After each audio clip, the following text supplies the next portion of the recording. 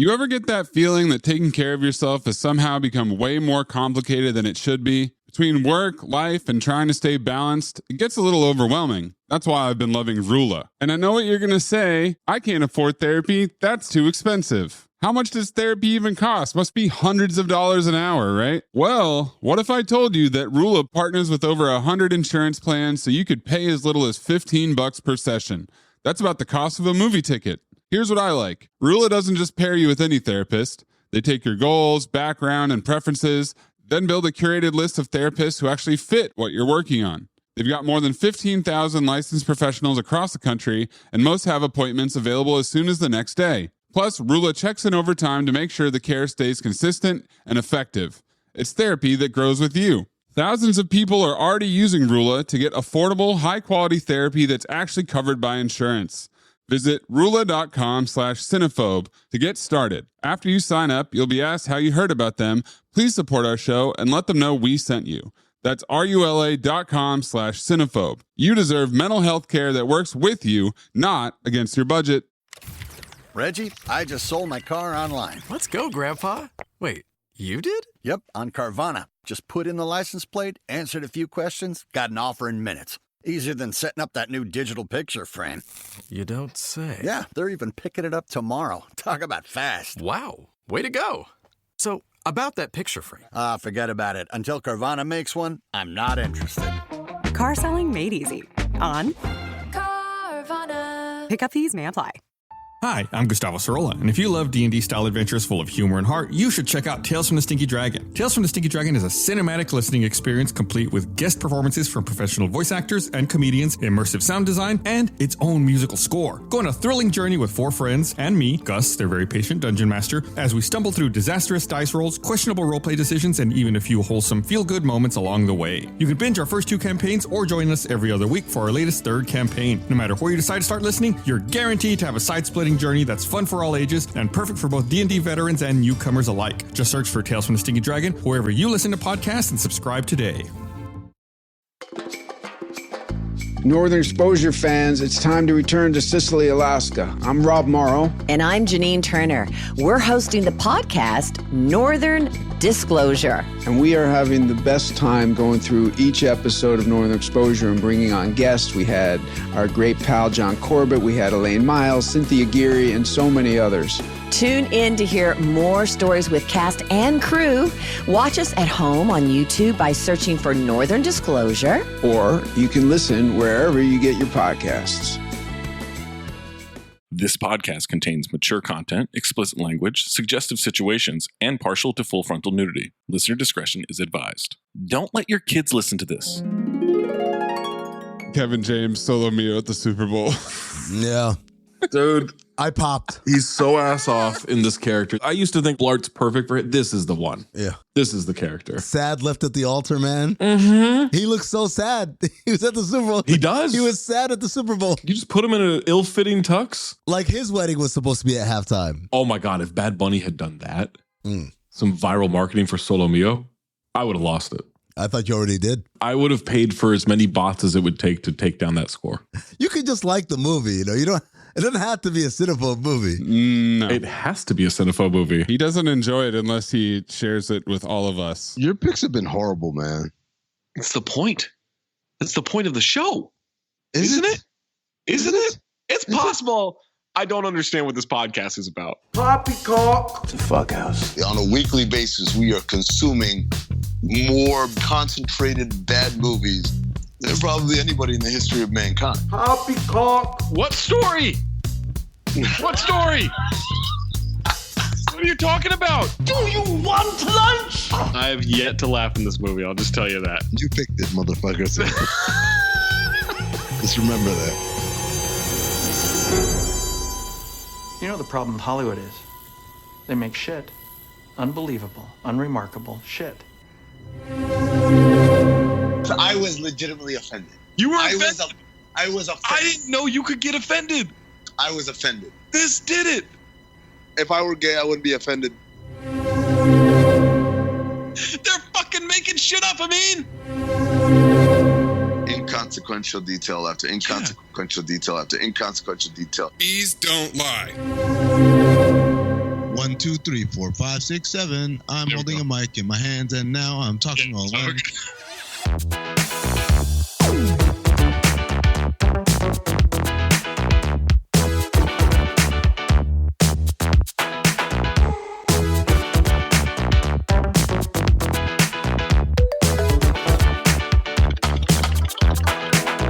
Welcome to Cinephobe, the podcast. We break down the movies you're afraid to admit you love. I'm Zach Harper. That's Amin and That's Anthony Mayes. I still don't care where you listen to it. If you don't listen to this podcast, we were going to make you sell auto parts that you're ill-equipped to sell, and you're going to get fired. And the company's going to go under, and it's going to be all your fault. How about that? Spotify is where you can vote in the poll, like the poll for Playdate. 73.5% phobe, 26.5% file.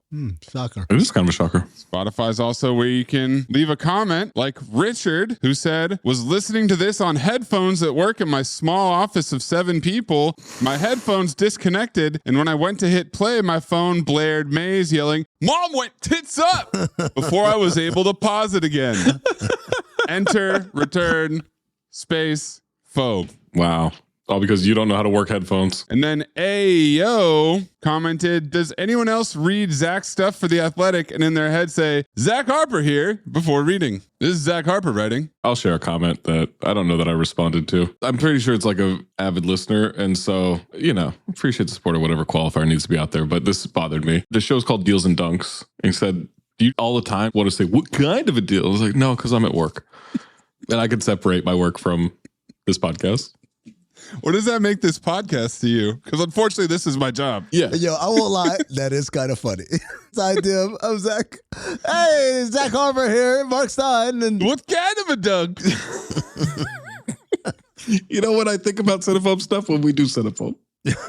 And then we had the Dean 8703 comment. Wait, did Paul Blart not fall fatly at all in this movie? Not once, right? I fully expected to hear the Alicia Keys drop multiple times this episode. And I said, he gets sacked fatly once. Right. But I believe that's the only time he hits the deck in this movie. Is he going to do things fatly or is the other dude going to do things buffly? It was buffly. Yeah. Buffly won by a mile. But I'm going to tell you what, the originator today of doing things fatly. Oh, this is the king. This is the GOAT. What does that make Paul Blart like, a kick-ass duke?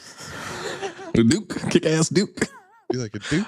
Two Americas, I mean. That's a Tenacious D reference. I didn't get it. Not even close.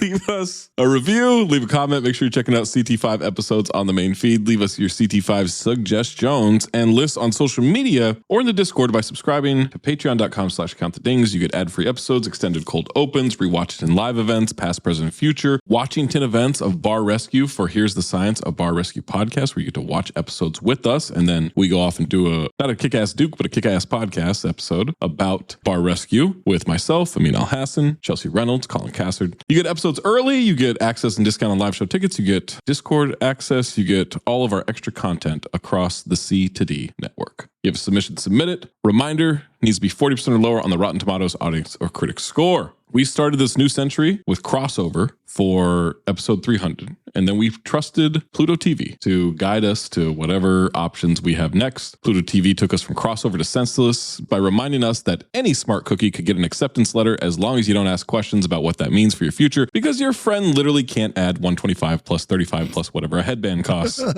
Then it took us from Senseless to Dickie Roberts, former child star, because it was really the only way we'd become a Wall Street big shot, because our dad wasn't leaving us a bank to run. And that meant we had to inject drugs into our ass to enhance our senses, while our pincushion Canadian roommate refused to jack it, and we couldn't even follow the right doses. So we just had to have a third act of recycling the same jokes we always do. And from Dickie Roberts, former child star, Pluto TV has suggested the 1995 buddy comedy, Quest, slapstick, urban adventure, comedy, Tommy Boy. I like Quest, but buddy comedy was all I had. I thought you phobed the Quest. I like Quest as a genre, and I didn't. Oh, you didn't? That was a green sweep? That was a sweep, man. Oh, wow. Yeah, man. Oh, how about Come on that? now. Hold on. Petty Thief Chris Dubois. No. We got a lot of these where what? It should be a sweep and it's not. And you know who that is. I agree. Yeah, every time you file a Kevin James movie. That hasn't happened that often. Tommy Boy stars Chris Farley, David Spade, and Brian Dennehy. Farley, now a 4-time repeat offender with Airheads, Almost Heroes, and Dirty Work as previous episodes. I wish I knew how to quit you. He had Airheads in 94, Billy Madison and this movie in 95, and Black Sheep in 96. I flirted with calling him Chris Fatley, but no, he's just Farley. Spade goes back to back to back for his 6th movie, but he's a 7-time repeat offender for Dickie Roberts. Fuck me running. Senseless. Spade TV. Grown Ups 2, Jack and Jill, Grandma's Boy, and I Saw Him at Dinner in January. I wish I knew how to quit you. Spade is Spade, and I'm done with Spade movies, man. No mas. We'll see. We don't know where this is going. No, we can't do anymore. I don't know what it's going to be suggested. Good for you calling a spade a spade. Oh. And then Brian Dennehy, you know from Summer Catch and First Blood. I called Brian Dennehy Bobby Knight. What? Remember he played Bobby Knight in that made-for-TV movie? Oh, that's right. He did, yeah. Remember when he was coaching Texas Tech and they did the ESPN walk-on reality show? Yeah. Do you remember that? Oh, my God. It went great. I couldn't get enough. It's still running today. And I realized that I think of him and Brian Cox as kind of the same guy. Interesting. Older white guy who's angry, yeah. Before Succession, you could have convinced me that Brian Dennehy was in Brian Cox's parts and vice versa. Yeah. I think that's offensive. He's the cop in First Blood, though, Zach. You're right. Yeah, he's the main sheriff. The corrupt chief of police who won't stop fucking with Rambo for some reason. And has David Caruso hold his elbow. I'll never get over that. Bo Derek from Tarzan, the Ape Man. Oh. Wasn't she in 10? She's in 10 with the white dreadlocks. Yep.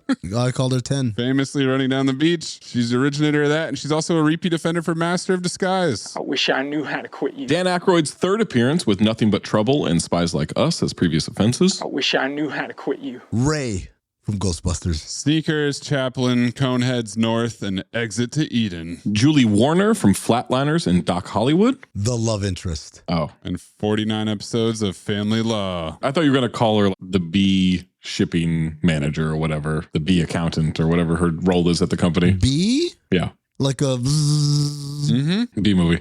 Sean McCann from The Air Up There. Future Cinephobe.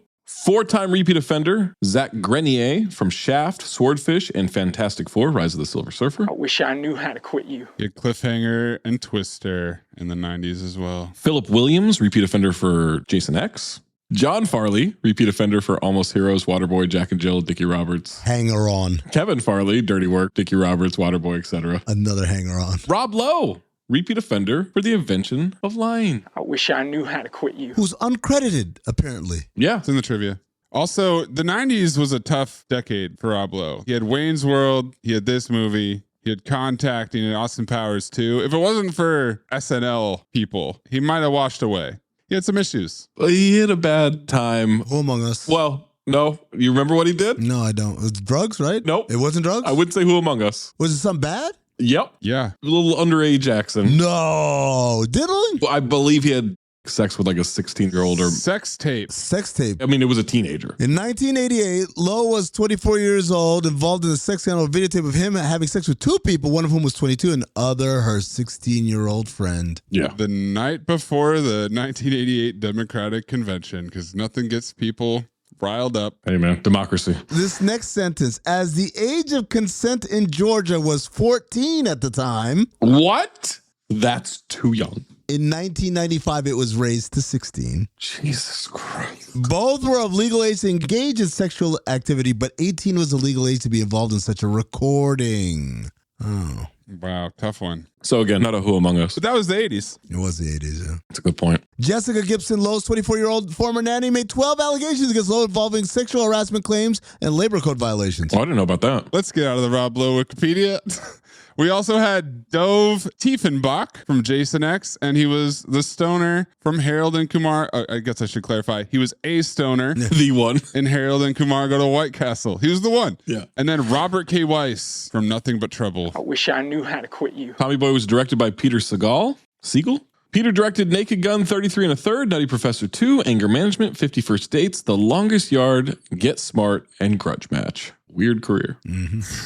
And then we've got 2 writing credits on this one. Terry and Bonnie Turner. They wrote Wayne's World, Coneheads, Wayne's World 2, the Brady Bunch movie, and created both That 70s Show and Third Rock from the Sun. How about that? They did well. Pretty good for a married couple who worked at SNL. Which one do you think did all the work? I guess Bonnie. One was coasting, right? Yeah, Terry was coasting. Bonnie did the work. Is Terry the dude or the woman? You think Bonnie is a man's name? Yeah, man. Was it short for Bernard? Bonnard. Bonaventure Turner? Bondrew Patinkin? Bondrew, yeah. I was thinking about this. Is Lorne Michaels a great GM but an awful coach? What has he directed? Well, I guess technically Saturday Night Live. Even though he's not directing, he's making all the decisions. Yeah, that's what he was saying. He was a GM then. I think he's a great GM in terms of recognizing talent. Yes. But his name is slapped on a ton of shit that is fucking awful. But I don't know that that's him. I think if you're saying coach, like director, he doesn't do that. But if you're saying coach, people still go to him for advice. His talent tree still comes back to him. And So maybe it's this. Maybe it's great talent evaluator, terrible hirer of coaches. I put him a director of scouting. I don't know how much control he has over the movies. I think he's just getting a piece of it. I think him getting somebody that had to sketch a movie is a great deal for him. Yeah. And he doesn't give a shit if it does well or not. Got you. It's not his responsibility. He's getting a cut no matter what. He runs SNL. If he gets you a movie, he's done his job. Yeah. Right. Then he's hands off. He's not on set. So you're just saying this is literally, you got to kick back to the man that gave you this opportunity. Gotcha. That's right. He's the mafia. For every ladies' man, there's an Austin Powers. No. 2 Americas. Or a Wayne's World. He's getting... No. Synopsis for Tommy Boy. After his auto parts tycoon father dies, the overweight, underachieving son teams up with a snide accountant to try and save the family business. Sure. Tagline: if at first you don't succeed, lower your standards. Film noir? Not really. Me on a Friday night? Oh.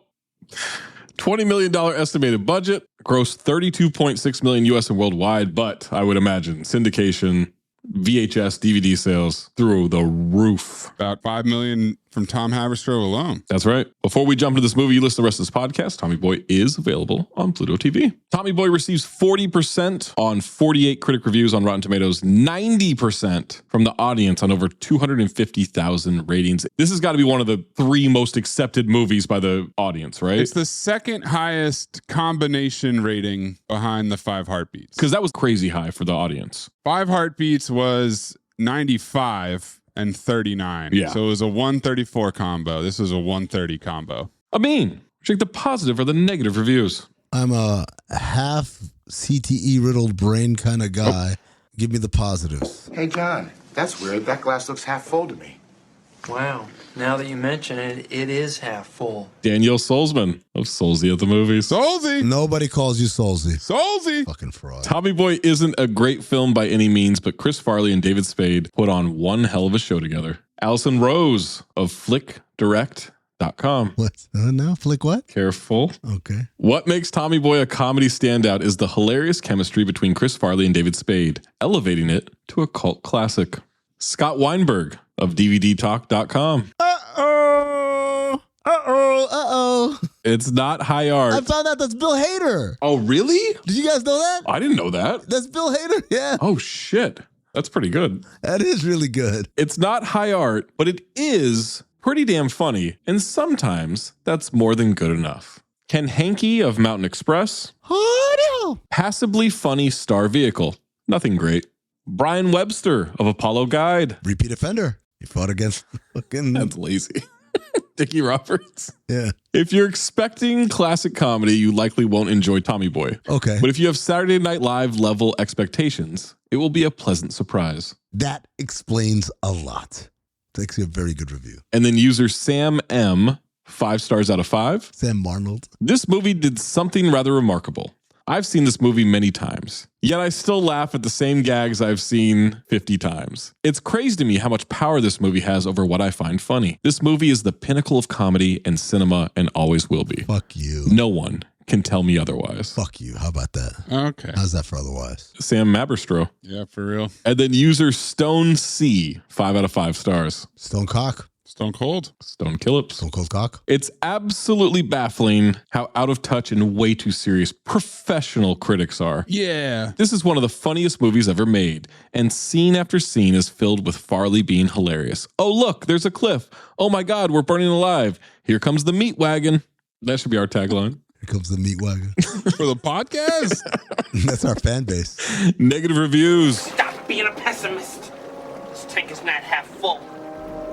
It's half empty. Matt Brunson of Film Frenzy. Jalen Brunson. Jalen Rose. Derek Rose. Derek. There it is. There are a few scattered laughs tossed throughout, but they can't really stem the tide of idiotic gags involving Tommy screaming, getting hurt, and or falling down. Accurate. Philip French of Observer. Mays do the voice. Peter Siegel's dismal Tommy Boy is the latest addition to Hollywood's cult of morons. It's only growing, man. Buckle up. It's not just going to be Hollywood. It's only a meme. Chug the Kool-Aid. Jeff Brown of The Times. Farley and his sidekick David Spade hail from Saturday Night Live, but this lowbrow vehicle has none of the goofy charm that made Wayne's World a viable spinoff. Yeah. John A. Nesbitt of Old School Reviews. Norbit. Future Cinephobe? Yeah, does that qualify? Does that qualify? Jesus Christ. Redo it as a 10 to 15 minute motivational tape as a seminar for business and salespeople. Karen James of New York Times. Ron James. The most peculiar aspect of the movie is that some of it is played straight. Oh, only some of it, huh? And then Marjorie Baumgarten of Austin Chronicle. Alicia Baumgartner. This Tommy Boy is no pinball wizard, but you may leave the theater wishing that the character were at least deaf, dumb, and blind. What? Who the fuck could have come up with such a clever review like that? Marjorie Baumgarten. Hoomst. We'll get a Bean's first note, May's first note, and my first note after these messages, unless you are a Patreon subscriber, patreon.com/countthedings, which get an ad-free episode right meow. Hello, listener. It's producer Mays here to talk to you about Quince cookware. If you're like me, you love to get in the kitchen, whip something up for yourself, maybe a nice little grilled cheese sandwich, maybe a little French omelet. And there's nothing that kills the joy of cooking faster than unreliable pans. It's not cooking evenly. You get some sticking. It's a nightmare to clean. Luckily for me, I have a stainless steel 3-quart saute pan from Quince that I use for everything. And it's super easy to use on the stove and then pop right in the oven. But let me tell you a little secret. It's actually affordable because with Quince, you're working directly with the factory, straight to the makers, no middlemen, no retail markup, no packaging costs, no fancy storefronts, no big marketing budgets, just quality cookware. Right now, get free shipping and 365-day returns when you go to quince.com/dings, D-I-N-G-S. That's a full year to cook with it and love it. And you will. Now available in Canada too. Don't keep replacing cookware that frustrates you. Go to quince.com/dings for free shipping and 365-day returns. Quince.com/dings. LinkedIn is pretty great at a lot of things, like helping you tap into the latest trends and insights in your field. We cannot stop your coworker from tapping her pencil. LinkedIn can help you find new jobs that align with your career goals. We cannot help you find the source of that weird smell in the office fridge. Ew. And while we can't stop your coworkers from bringing their hobbies into the office, LinkedIn can help you bring your career to the next level. LinkedIn is the network that works for you. Amin, what is your first note? Accidentally selected the Spanish version. Maybe this will make it funny. On Pluto TV, if you enter Tommy Boy, the first one that comes up, there's nothing to indicate that it's in Spanish. So you click, and the first couple of lines are in Spanish, and I thought to myself, oh, okay. Been a while since you've seen this. And I realized for the closed captioning, it wasn't saying speaks in Spanish. It was just Spanish. I'm like, I think this might be the wrong version. That also happened to me. Maze, what is your first note? Oh, okay. And the confusing part was that it wouldn't let you change the language in the movie. Thought I could do that. Spanish is the only option. See, I'm a little disappointed because I went in thinking, all right, let me get some Espanol in here. Nah. You didn't get Tomacito? No Tomacito. Damn. No Tomo Cop. Chico Tomo. None of that. My first note. Oh, that wasn't my first note, by the way. Oh. I called Spade Dick Rich in Senseless. Then he played Dickie Roberts. And now he's Richard. So let's call him Dick Poor. Dick Month. Trying to decide whether that's an improvement or an erosion over the product that we are reviewing today? Not sure yet. You're going to be by yourself on that, except for like the 50 people who are like, oh, Amin can do no wrong. I believe with everything he says. And then even the black people? No, plenty of black people like this movie. Never met anyone of them. I've met all of them. My first note, it's absurd this won't be a file sweep because Amin has this grudge against the movie. We have to hope he accidentally makes a decision and then stubbornly sticks with it, like when he phobed Harlem Nights for no reason. Oh, man. When you were telling the story last night, you had so much detail. The detail was so rich. It was rich detail. Go into incredibly descriptive details of the story so we all know. Oh, yes. Now it's time for the scenes. Here's what happened. Bow. Treehouse is a daisy chain. Oh, that's right. I don't think I've ever been in a treehouse. Treehouses aren't real. That's just a figment of Hollywood imagination. Nobody ever had a treehouse. They have one in The Simpsons. Of horror. Again, movies and TV shows. Young Farley comes down, goes to run inside the house, hits the glass door. Bounced off and said, son of a... Tommy, hurry up. You're going to be late for school again. And that again carries all the exposition, folks. This indicates this guy has problems. Or the first time I heard it, Tommy. Oh, well, I don't have my maracas, damn. He's running from the house to the bus, sprinklers, drops his history book, running through the bushes, dog chases him. Is the kid in a fat suit or is the kid actually fat? I think it's just a husky kid. I feel like they made him wear layers to make him look a lot fatter than he is. I don't think it's that hard to find a fat kid. As he's running and things are happening, that he's get chased by a dog, he gives up his lunch and I said, Sean Astin digging a pool. I knew that would be your note. To the death. He missed the bus. He's running after it. Holy shnikes. A young David Spade is on the bike next to him, calling him pathetic for being late again. Oh, is that young David Spade? Yeah, they said Richard. No, I didn't even pay attention. I just thought it was some asshole kid. Is Holy Shnikes 20CB or is it specific to this movie? It's specific to this movie. Got it. Catchphrase. Because people would say that shit, but I don't know if it came from this. Oh, yeah. Kids are on the bus yelling for him to hurry up. We disappear into the smog, and now we're at current day Farley, Marquette University. By the way, the bus said Sandusky on it, and I said, oh, bus full of children. College year continues as Farley is running through the quad of Marquette. He tries to run through a bush like in the childhood memory, and he runs right into a fence that's being built. Callback. Head traumas at 2. Farley is dressed like 90s and still running into shit like when he was a kid. Somewhere Amal McCaskill is on campus hooping. At Marquette? Marquette legend. In the mid-90s, yeah. Scares another student as he runs past him, slows down, does a cool walk to say hi to 2 girls in the quad. Of course. 2 tootsies. He's got a side ache. He's out of gas. Door's locked and he's screaming, no, please God, no. Film noir. He was pushing on a pull door. Comedy. No, the other door was unlocked. Woman easily opens the door, and now he's taking a test as the teacher passes out test papers. Farley's panting heavily. History 201, folks. This is an entry-level history. This is sophomore level history. He's a senior, though. He's a 7th year. Right. But maybe he needs this gen ed credit to graduate, you know? He's trying to run it down. Starts with the question. Thomas Jefferson, James Madison, and blank were all framers of the Constitution. Blank Hancock. I've never felt more vindicated in dropping out of school. You didn't miss a thing. Didn't miss shit. That's Marquette. It's a good institution. Allegedly. He looks confused, gets a smug look, and writes in Herbie Hancock. Not only does he not know who John Hancock is, he doesn't know who Herbie Hancock is. He's heard the name. Yeah, well, he thinks one is the other. Cut to the grades being posted. He got a D+. He says, oh my God. Yeah. I passed film noir. He went online and pulled up the grades on the website. No. They printed them out. On a dot matrix printer. Oh, a dot matrix. Okay. It prints and it lays in the tray and then you pick it up out the tray, right? Nope. No, you got to tear it. Oh, you got to tear it. You got to tear off the borders. This isn't Hollywood magic. That's how motherfuckers used to have to find out their grades. Yeah. Or if you made a team or whatever. Well, I don't know, but yeah. It was a public execution. Your shit was right up there with everybody else, man. He grabs a student. He's celebrating. He says, I wish we knew each other better. This is a little awkward. He cartwheels down the hallway in his Marquette rugby jacket. Athleticism is a horseman. That's not a stuntman. No, that's him. He was actually very athletic. I was shocked because it's one shot. There is a cartwheel that's not him, though. Party time at the frat house. He's doing a bong stand. He's upside down. Oh. That's how you do that. Guys, do I look different now that I'm a graduate? Not really.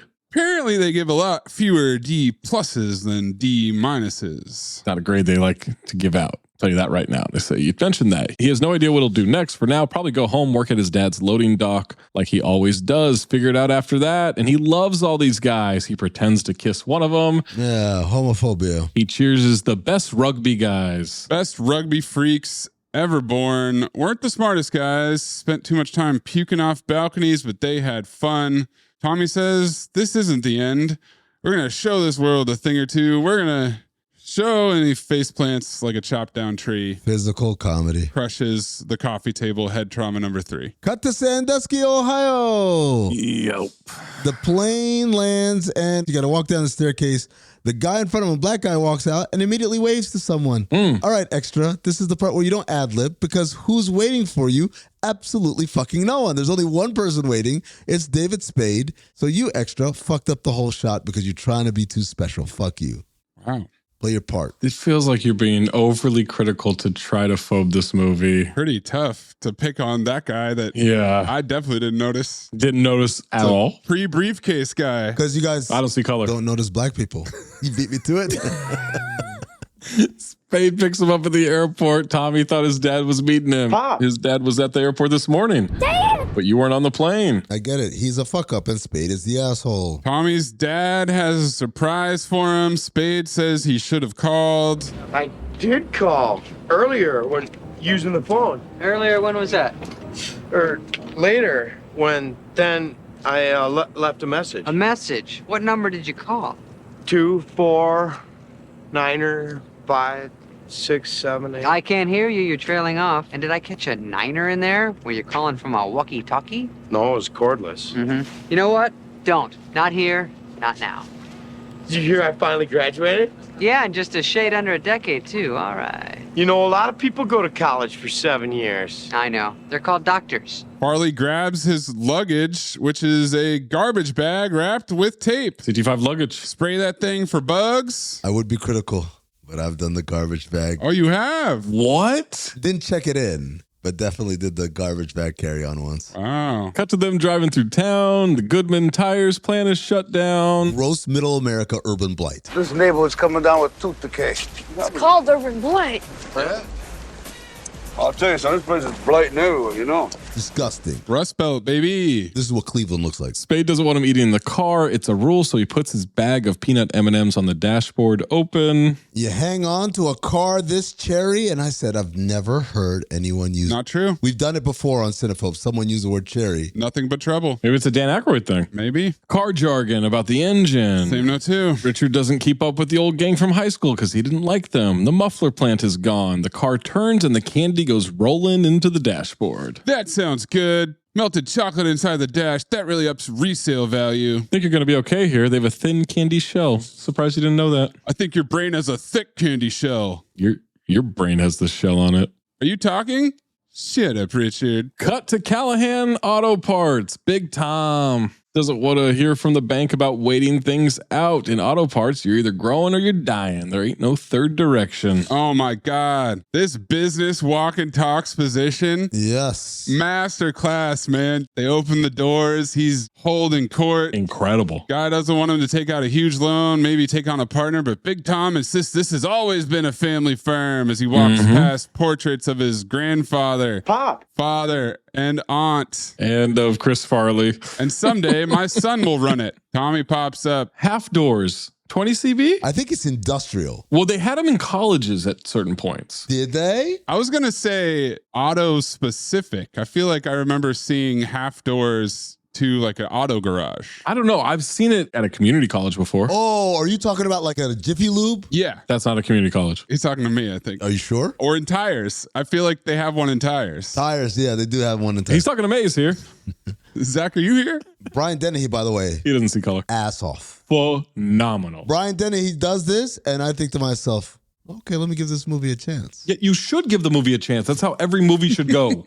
You dumb fuck. We're ascertaining. We're not decided. Tommy pops up. They laugh, stomping around. They hug. Big Tom is proud. Mr. Big Time college grad. He's grabbing his cheeks. Oh, Daddy. Maze, I call that the haka dance. It's sumo. You guys would know this if you lived in Japan like I do. That's right. You're still there. One of the suits had a kidney removed last April, but he still has the other one. Mr. Gilmore is from the bank. They're headed to the factory floor. Gilmore needs a reminder of why they do business. They put hard hats on. They get hit in the head without one of these. They scoop your brains out with a goddamn soup ladle. Guess who gets hit on the head without one of these? When Tommy Boy showed up, Big Tom had a bunch of papers and folders and shit and threw them all on the ground because he was so excited. And David Spade has to scoop those up, run those figures by accounting. He already knows that he's supposed to do that. And he says, My fellow nerds and I will retire to the nerdery with our calculators. Starting to see why this is Tom Haberstroh's favorite movie. Now, I know you don't like Tommy Boy, you don't like David Spade. David Spade's pretty good in this movie. This is SNL David Spade. This is not Sandler movie David Spade. I didn't like SNL David Spade. You don't like SNL, period. Very rare. Little flashes, little things here and there. You love the Wayans brothers. They're funny. Onto the floor, they duck under a forklift. Tommy runs into it. Bonk. Oh, forklift. Who could have seen that coming? Head trauma number 4. Everyone's happy to see him. He wants to try using the buffer. Goes flying off. CGI's. We built this filter. Oh, it went wrong? Oh, wow. Okay. To the new brake pad division and the future of Callahan Auto Parts. They're the Rolls Royce of brake pads. Tommy, this is awesome. He pushes the button. A big crane hook starts moving one after another. He's dodging them like a fighter. What kind of fighter? Some boxing in there. There's maybe some karate. Yeah. There's some interesting noises that he's making. Yes.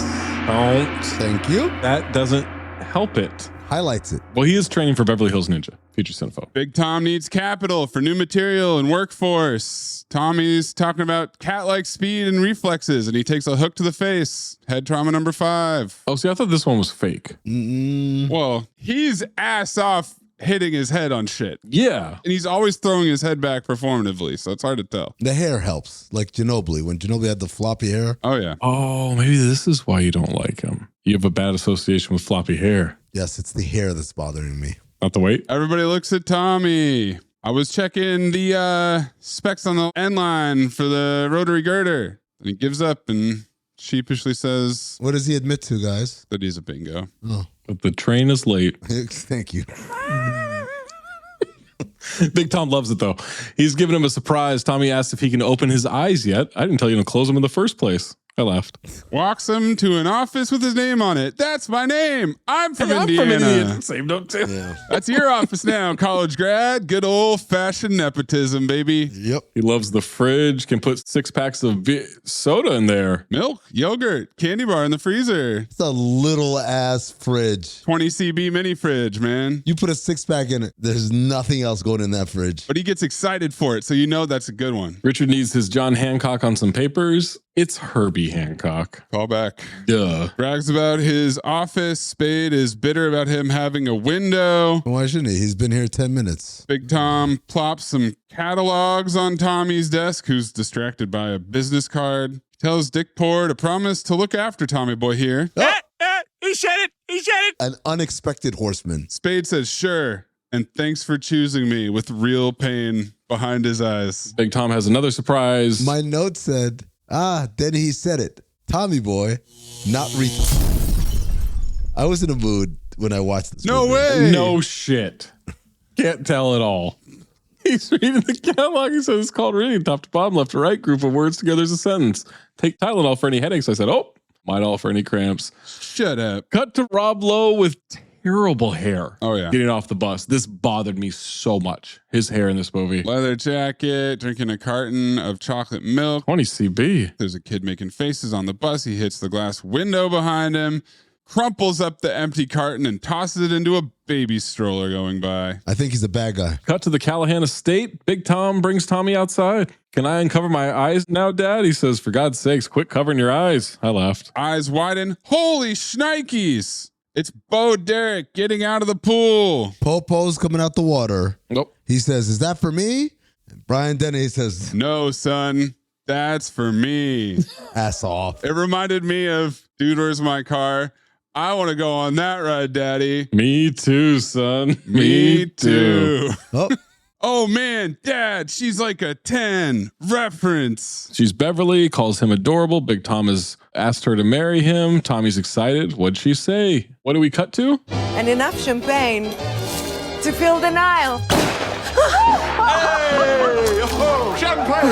How'd you guys meet? He said, we met at a fat farm resort, 20 CB. Absolutely. Definitely under that nomenclature. Do they still exist, but they have a new name, or do they not exist at all? They're probably called health spas now, right? Yeah. And that'll cover if you have a mental health breakdown as well. All in one. They broadened the name so that anybody can go. It's a all-inclusive. Now, once upon a time, that was a different place you went to. That's true. If you had mental health, you went to the funny farm. That's right. But it was always a farm. Always a farm. I'm taking farm out of it. Funny farm is a fucking... That might even be 19 CP. That's so old. That's worse than fat farm. So much worse. She was one of the trainers, only one he didn't want to plant 6 feet under a lettuce patch. Nope. When's the last time lettuce patch was used? Never. She's got a son who worked at the spa. He's coming to the wedding. Oh, Derek tells Tommy this will be his brother. I have a brother?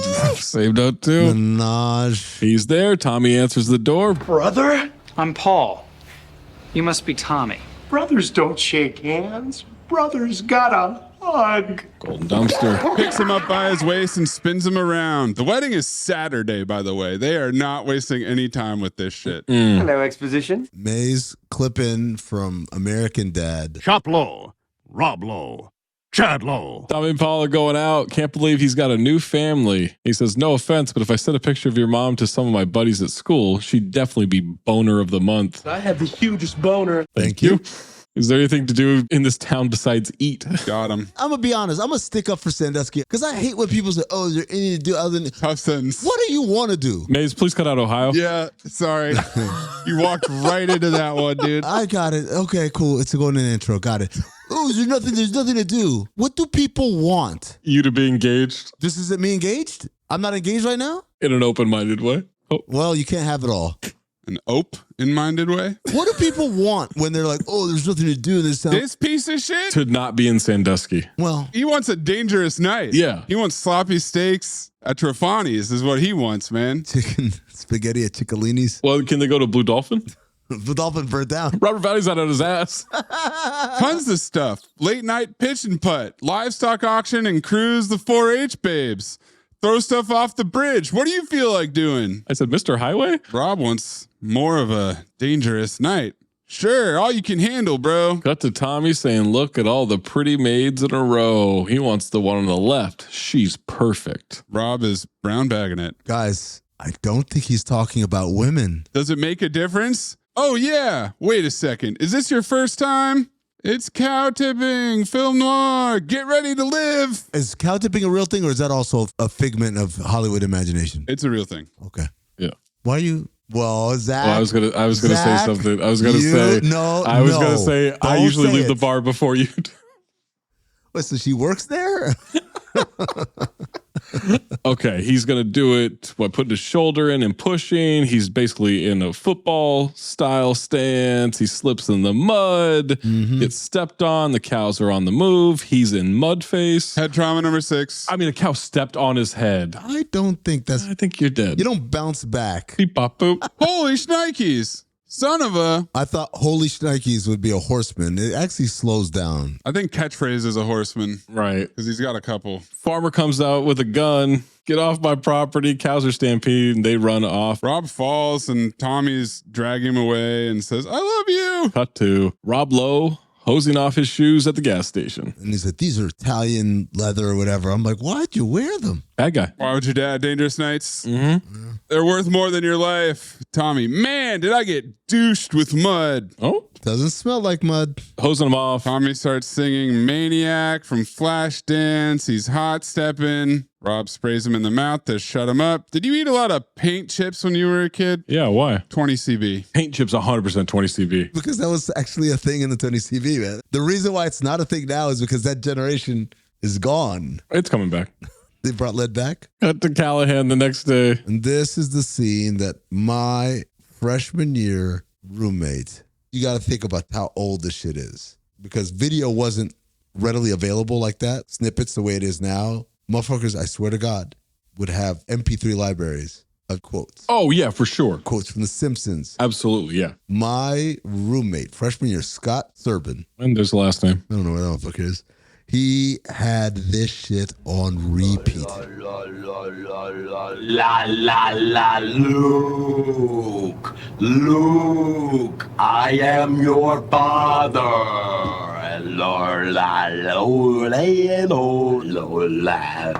That shit burned into my brain. I thought you were going to get stuck with me at how hot the forklift driver was. I didn't see her. Wow, he really wasn't paying attention. Oh my God, she's way too hot to be working in Sandusky, Ohio. Oh my God, she is gorgeous. It was me. That's Zach. Dick Poor goes to knock on Tommy's door. He hears the sounds. He's so disappointed. Aw, I've interrupted happy time. Look, your father wants you to check out the delay problems we're having at the loading dock.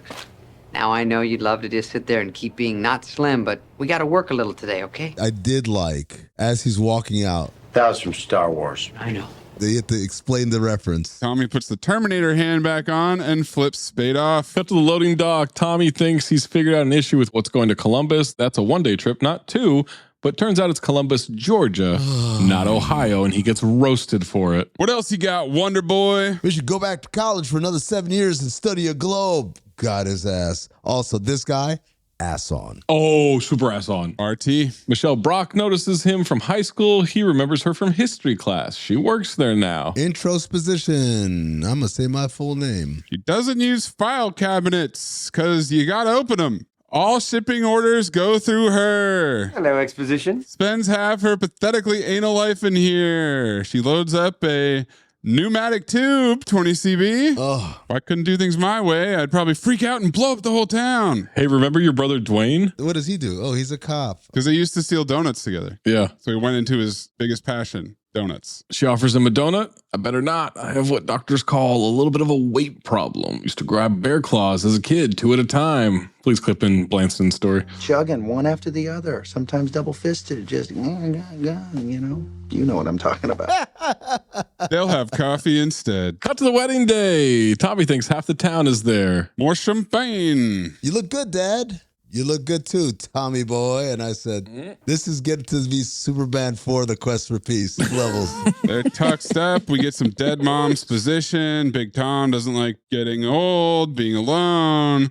Trails off, but Tommy gets the sentiment. It's cool. I just want you to be happy. Spade's there watching. Pop grabs Tommy boy's cheeks again. So, how do we look? Chubby.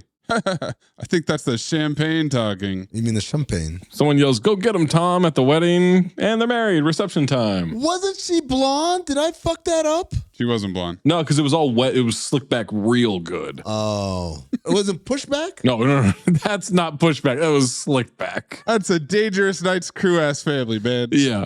And the song plays Ain't Too Proud to Beg by the Temptations. Daisy Chain, the Temptations. That's right. We get some wedding video being filmed by Spade. Tommy introduces Michelle, the prettiest gal in Sandusky. So that camera reminded me, I couldn't remember which Seagal movie it was. Remember he was doing reconnaissance? The opening scene, it was Hard to Kill. Hard to Kill, yeah. He pulls out the massive action news camera. Come on. I'm missing the Oscars. Big Tom is conducting business at a table. Business deals at his wedding? Yeah, man, he's Big Tom. This man is about business. Guy would like to take a look into his operation. Of course, I could get a hell of a good look at a T-bone steak by sticking my head up a bull's ass, but I'd rather take the butcher's word for it. Bull's ass, that's great. Tommy loved that one. Old cliches? I think that's KFB, I mean. Yeah, I agree. And you guarantee everything you sell. You know, I could guarantee you all day long, but we both know a guarantee is only as good as the man who writes it. Sounds good, Tom. I'll send the contract next week. Good man. Good man. Still the best, Tom. Eat whiskey sours and still sell the son of a bitch. Damn, I'm good. On the river? Yeah, that's just breakfast. What are you proud about? Rittenhauer compliments Bo, says she looked dynamite. Grenier says Big Tom is lucky. Boy, would I like to get some of that. Spade disembodied. Good Lord. And then Rittenhauer's in the back, Kathy Bates Award, making a drinking motion. Grenier tries to backpedal. Oh, God, no. You got an edit button on that thing? It'll cost you. It's not that hard. Just chop, chop. Big Tom takes the mic, welcomes 2 new members to the family. Luckiest man in the world. Now it's time for a performance with Big Tom and Tommy Boy. Does a grown stepson take the family name? No. Okay. No, this dude's 30. Yeah, I'm like, all right. What? Now I'm going to need you, Tommy Boy. Me, Dad? Yeah, you, Tommy Boy. Fucking hey, we get it. The name of the movie is Tommy Boy. Oh, he said it formula? Did you notice one of the Farleys was sitting at the table with Chris Farley? I mean, definitely did it. I didn't. They start singing Ray Charles. What did I say? Testify, Tommy Boy, testify. Hit the haze and the hose. Hey! Hey! Ho! Ho! Hey! Hey! Ho! Hey! Ho! Hey! Hey! Hey! Tommy's doing cartwheels. Not Chris Farley doing a cartwheel there. Not there, no. Spade invents the selfie by turning the camera around and singing into the lens. He could turn the thing around fast enough. Yeah, a lot of CT5 bad dancers, by the way. A lot of CT5 bad dancers. They're dancing together, Beverly and Big Tom. He collapses. Everybody rushes over. And I wondered, you think he shit himself? Well, we've established that apparently everyone who dies shits themselves. Yeah, so that's got to be real rough. In a tuxedo. Probably a rental. Wool, that shit is fucking thick, man. Presidential. This is a extremely rapid transition to his funeral. Bagpipes, Amazing Grace again. Damn. Priest says some words. Straight to the funeral. Let me get my finest suspenders and leather tie ready. Time lapse to everybody gone except Tommy and Spade. This is another funeral staple. It's like the same scene every time. Yeah. Amazing Grace, bagpipes, time lapse. Now he's solemnly walking down a road with fall foliage. He's not walking down the road solemnly. No? He's walking fatly. Oh. Fatly down the long path. And that's the point where I wrote Farley ate so that Kevin James could gorge. Let's be respectful here. To whomst? To Chris Farley. Wow, look at that. What? Zach doesn't care that you said Kevin James gorged. You think that I love Kevin James. You do. I'm just intrigued by certain things with Kevin James. KJ's just fascinating to me. Don't call him KJ. What am I supposed to call KJ? Blart. He's holding his hat, his little newsboy cap. He's looking around the auto parts plant as Amazing Grace keeps going. Now he's out on a little sailboat with Michelle. No chance this thing isn't sitting on a block of cement. Boy, Dad gave him the boat. He'd be on the shore and yell, "Quit playing with your dinghy." Pop. He's going to really miss him. Pop. She says your father was a great guy. Dad! Yep. She's glad he brought her out here. He says, I can't believe you wanted to. Because of the implication? We had some wind. Can't believe there's no wind. Helps push the sails. Planes win. She wonders what he's going to do now. Tommy doesn't know. Got to do something. I don't know what. Man, do I sound like an idiot. She says it's very peaceful. He's still apologizes about the wind. And Jason Pellegrini and his two friends start heckling. Same note too. From the shore. Hey, Chavo! You ain't moving! Yeah, need a little wind here. No! You need to drop a couple hundred pounds, blimp! Rascals. I guess that's your theory. So we'll see what happens tomorrow. Hey! Your cell is limp! Like your dick! Watch your language in front of the lady, punk! Jeez. You were saying? Hey, Gilligan! Did you eat the skipper? You better pray to the god of skinny punks that this wind doesn't pick up, because I'll come over there and jam an oar up your ass! Jeepers creepers. Those guys keep interrupting us. I'm sorry about that. You were saying about the, Hey, lady! Look out! There's a fat whale on your bow! Yeah! Free Willy! Listen up, you little spazoids! I know where you live and I've seen where you sleep. I swear to everything holy that your mothers will cry when they see what I've done to you. Do smart women like dumb guys? What's the attraction here? Mm-hmm. Do I need to be dumb? Need to be's interesting. It's not working for you already? Ooh, money ears. Now you're getting it. Go say Rattlers at the Comedy Store tonight. My favorite part of this scene is every time Farley gets too intense and starts rocking the boat, Michelle grabs the sides and is hanging on for dear life. Attention to detail. She scares the kids, they run away. That's because she's relatable, guys. Mm-hmm. Michelle sits back down. I was just kidding. No idea where they live. I'm joking. He loved it. I'm joking. Cut to a board meeting. Zelensky Industries, not to be confused with Cine Industries. He's got an offer on the table to buy them out. Callahan has been family owned since Tommy's great-grandfather laid the first brick. There's a disagreement about selling the company. Everybody who owns stock will make a lot of money, including Mrs. Callahan. Grenier wants to sell. He appeals to Bo and Lowe since she's the primary shareholder. It seems vulgar to think about money at a time like this. Money ears. Ass on for Bo, ass on for Beverly. Is it ass on for Bo? Both. Really? Double. Really? You don't think she's doing a good job of being an ass on person? No. I think she's ass off being ass on. I see what you're saying. I can get behind that.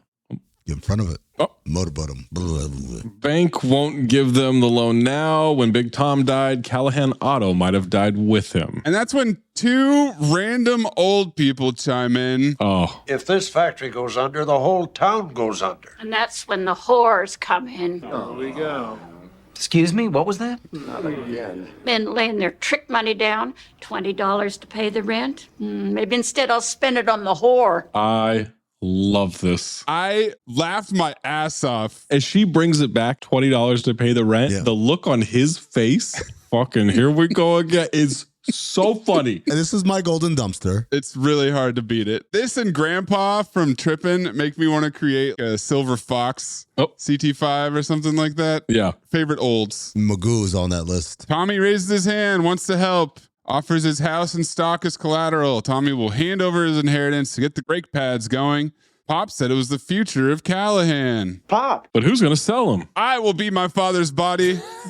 I will go on my dad's sales trip. Lip it. We don't even have a body. I will be my father's body. I'll be the one buried. Because he loved magic so very much. I don't think Job knows what he's saying. I know exactly what I'm saying. I will be buried in my father's place. And then 1 week later, I will emerge from the grave in one of the greatest illusions ever. Is this all about getting into poof? I mean, how does that not get me a cover? Spade rolls his eyes. Rittenhour, I'll be damned. And back to the whores lady for round 2.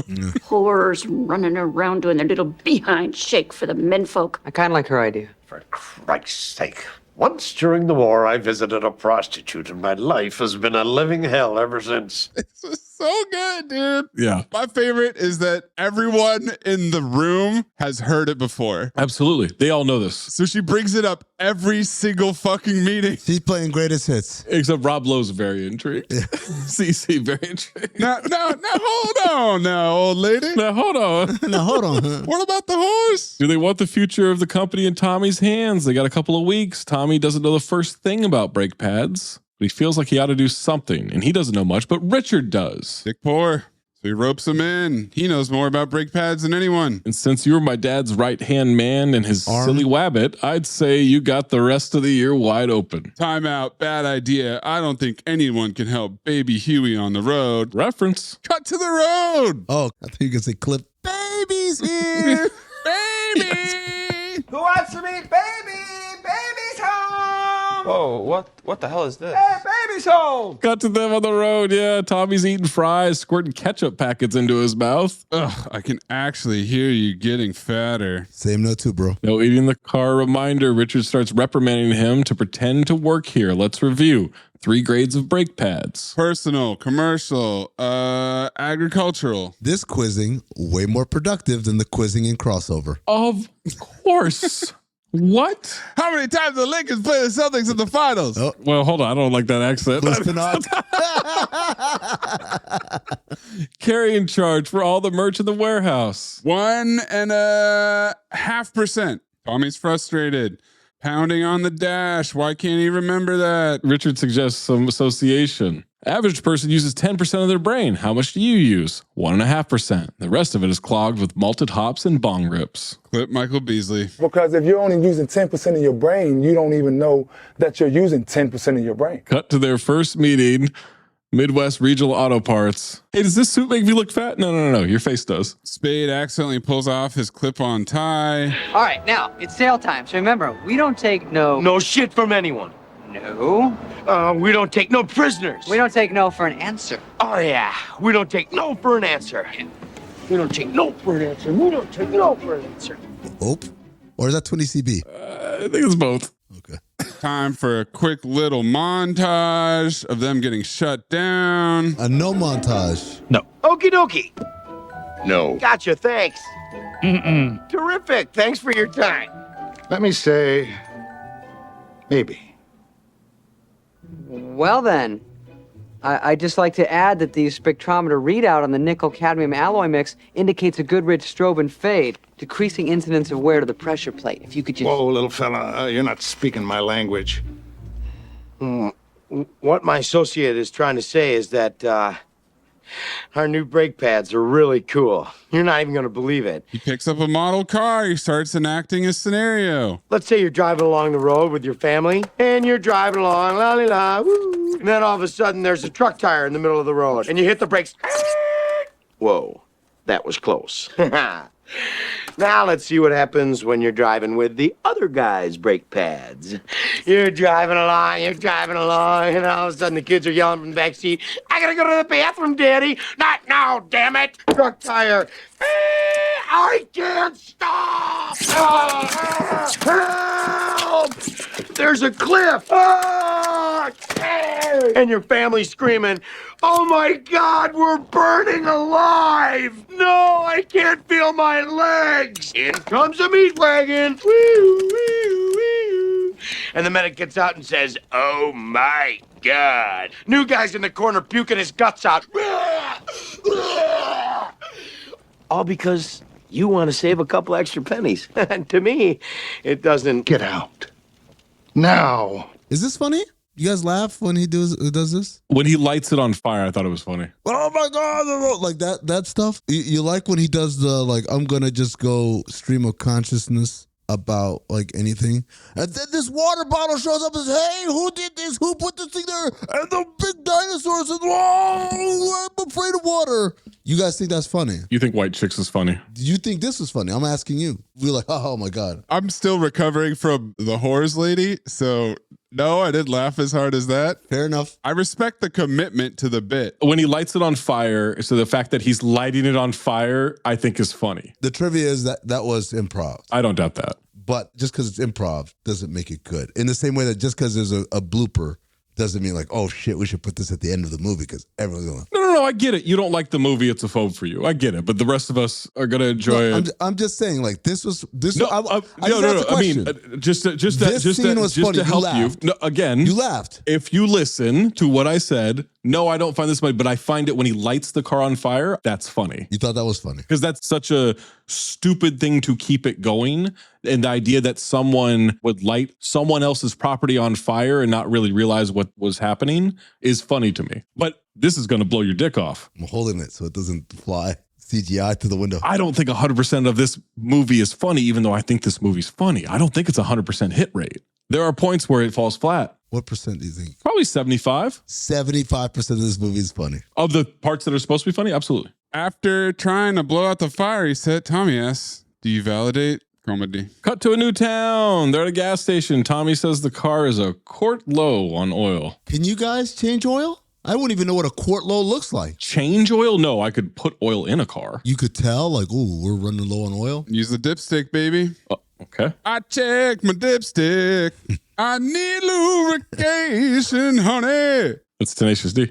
To Americas. I thought it was something else, but I have a note about the something else, so I'm holding on to it. You're going to hold on to your dipstick? The next line after what May's just saying is, my kielbasa sausage has just got to perform. I'm going to hold on to it. Dick Poor is going to make him change the oil as penance for the puppet show. Gonna ask directions to their next huge, embarrassing failure. You're a huge, embarrassing failure. Ask how far to Davenport, 22 mile. Can't find it on the map. Get a new map. 20 CB. Yeah. Paper maps and asking directions at the gas station. You remember this? What a 1-2 combo. Ooh, do I remember? Now, Zach, something tells me that Bill Harper's the kind of guy who would fight to the death before succumbing to the, I'll ask the question. He wasn't the most into asking for directions, I'll say that. Yeah. We didn't have the money to fly anywhere, so we took many a road trip places. Well, that was part of the fun, man. Maybe this was the plan of where to stop, but I think there was a place called Cody, Wyoming, where we stayed at the Six Guns Motel, and it was such a disgusting room. My mom cried herself to sleep. That's how gross it was. She cried herself to sleep. She was so upset at how disgusting that motel was. Tommy's trying to fill up gas. The cord is too short. He smells his gas finger and giggles. He's going to back the car up. He peels the door back on a post. moves forward. We see him trying to pull the door back to its position as Richard is arguing about the map, and he's being sarcastic. Dick Poor, living up to his name. Farley, Kathy Bates Award, through the window. I'm picking up your sarcasm. Well, I hope so, because I'm laying it on pretty thick. He says, that's a map of Illinois, which we're in. You need a map of Iowa, which is where Davenport is, 22 miles away. You're in the wrong state. Get yourself a new map. Got his ass. This guy, straight shooter. Spade asked about the gas. Farley didn't pump any gas. Lies that they only have diesel. Spade's about to get in the car. He notices a little mark on the door. He's buffing it with spit in his thumb. And then when he goes to open it, he yanks it off the hinges. What'd you do? Chris Foistley. How you feeling, Amin? Let's keep moving on. At the company fair. Dude, this would be a great employee night out. Mm-hmm. Carnival? No wonder they're going out of business. Maybe Sandusky's not that bad. Oh, you got to clip that shit. If you're going to clip me saying, let me stick up, this motherfucker got to go down. Employees want to know if it's true Tommy's going to save the company. Confirmed. Are you kidding? We're all screwed. That kid's one apple that fell way off the tree. Ass on. RT, lock him in. Same note too. Once he got a second seat and fucked that up too, I said, all right, he's out. Bo and Lo strolling around. Lo mocking children. Bo grabs him by the ear. You want to act like a baby? I'll treat you like one. Now, if you want to act like a big boy. Clip you at the strip club reenactment. Yeah. They start making out. Film noir. Bad mommy. Ugh. Don't call me that. It's weird. And I said, you just called him a big boy. Yeah. That was weird. Let's keep giving all this nefarious exposition in a public place. Sure. Better than they planned. Thought it would take a year to bleed Big Tom dry in a divorce settlement. Just a year? Instead, the guy croaks, you own half the company. Have you seen this carnival, Zach? Yeah, okay. You think it's hard to fucking... All right. But he didn't leave her any cash, and the stock isn't worth a dick until they sell. That moment is rapidly approaching. Michelle asks Mr. Rittenauer if Tommy's doing okay. I said, she's wearing so much denim right now. Denim, denim, denim. Takes a while to find his style, which is pretty prescient of how this movie is going to go. Mm-hmm. Michelle sees Bo and Lo walking off arm in arm. Is that how the movie goes? Beverly tells Paul that Tom is the only thing keeping them poor. And he says Tommy's an idiot. He won't sell squat. He starts pissing on a fence with a Callahan sign on it. Tommy saved the factory. That's a laugh. Pisses on Transformers. Supercharged and flies in the air. Comedy. All right. He hits the ground. She's there standing with her ass on. Mm-hmm. Is his hog still out and is it smoking? And it's erect. Smoking. Because electrical charges. Spasm. Yep. I don't think that would make it erect. Absolutely makes it erect. All right. I'll figure it out. Rigid. Imagine if it was during the daytime, though, Zach. Oh, okay. Yeah, I got you. There ain't enough electricity in the world. At night. Driving across the countryside without a door, there's a deer in a field, 185 miles to Des Moines. They're arguing over McKeesport on the map. Okay, where's Moron? And Spade flicks his finger into Farley's nose. Okay, Moron's here. So, and a deer walks into the road. Tommy yells deer. He slams on the brakes. Screen goes black. If they had hit a deer, that deer would have fucked that little tin car up horribly. One, American made. Hemi? So don't think so. Hemi. Two, he slammed on the brakes. Hold on. We established this in the rewatching. The thing does not say Hemi. Hemi? He didn't hit that thing full speed. If it was full speed, absolutely. That's an American made steal right there. Spade ass on, being sad and trying to cry. Poor little furry thing. Yeah. They decide they can't leave it in the road. Now the deer's in the back seat on the highway. Took an hour to load it up. Now they only have 20 minutes. Tommy wonders what to do with the deer. Take it to the vet? Take dead animals to the vet? Why not? I'd take you to the vet. I'll take you to the... Got that? Shut up. They get to the office. What's your hurry? You know that thing in the back seat? It's not an air freshener. It's a dead, rotting deer carcass. Got to take care of it quick. One of their oldest customers. They should be in and out. Tommy says sales isn't so easy. Need some finesse. Spade mocks him for sputtering, and Tommy says, why don't you sell, Dick Poor? Cut to the sales job. If I took no for an answer, I'd probably end up on a street corner selling spicy hot dogs and wearing a funny hat, right? What? It makes sense, doesn't it? It's like a G-Dog on a fly tip. Man's been doing business with the company since he hung out his shingle. Yeah, 20 CB. But he doesn't like Richard. Probably never will. You're a smug, unhappy little man, and you treat people like they were idiots. Tommy is laughing, now starts talking about him and his dad going way back. Before he does business with them, he'd have to come back and take a look at their operation, and Tommy gets excited. He's gonna recite the Big Tom killer line from the wedding. Hey, I tell you what. You can take a good look at a butcher's ass by sticking your head up there, but wouldn't you rather take his word for it? What? I'm failing to make the connection here, son. No, I mean, you can get a good look at a T-bone by sticking your head up a butcher's ass, but then, no, it's got to be your bull. Wow. Here's the deal. If I want you... You have derailed. Shut up, Richard. Boy, I'm really at a loss for words here. Forget it, I quit. I can't do this anymore, man. My head's about to explode. My whole life sucks. I don't know what I'm doing. I don't know where I'm going. My dad just died. We just killed Bambi. I'm out here getting my ass kicked, and every time I drive down the road, I want to jerk the wheel into a goddamn bridge impoundment. He's pulling on his hair. He's flipping out. Brady looks freaked out. Spade holds up a business card. We'll be in touch. The hair standing up. This is the iconic image from this movie. Driving down the highway as the sun gets real low. We're on the way to Minneapolis. Brady called him a psycho. You are a psycho. And comb your hair. I wouldn't say you did much better. Just then the deer starts to wake up. It's alive. Ass off. Dog. Rambo opening his eye. I agree. But the way it's listening to the conversation, yeah, it reminded me of the horse from The Phantom. Oh, yeah, uh-huh. It reminded me of young Frank Dukes going back and forth. So then Spade screams, close up on Spade screaming, close up on Farley screaming, and then close up on the deer screaming. I laughed. Of course, it's funny. That's funny. It wrecks the car, kicks out all the windows, then it stands on top of it. Spade, my car is completely destroyed. I swear I've seen a lot of stuff in my life, but that was awesome. And sorry about your car, man. We're not done yet. Cut to the Deer Glen Motel with some Toots Thielman harmonica. The Six Guns? It might have been the Six Guns, man. How filthy was the Six Guns? The carpet was disgusting. There might have been roaches or something. I don't know. I just remember we pulled in real late and my mom cried herself to sleep. Because I thought your mom was like, absolutely not. And then you guys turned around and left. I didn't think she'd go along with it. Where were we going to go? Yeah, you got to stay somewhere. You're in the middle of fucking Wyoming. It's 94. We can't Google it. Yeah, that's a good one. Tommy has the window open, literally letting moths in. They see a Zelensky commercial. America, if you need starters, spark plugs, ball joints, gaskets, camshafts, U-joints, or rocker arms, anything that can be screwed or glued to that car or truck of yours, come see old Ray. Hey, you want a guarantee? I got a guarantee stamped on every box. He's got really weird hair. The back of my neck. But more important is the guarantee that I make to the American worker.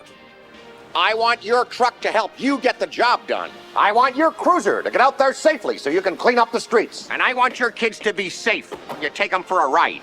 Thanks, Ray. Thank you, son. The name's Zelensky. I make car parts for the American working man because that's what I am. And that's who I care about. Drive on down to Zelensky's, the auto parts king. He seems like a nice guy. This is the guy trying to buy the company, not to mention put you out in the street, and all you can say is, he seems like a nice guy.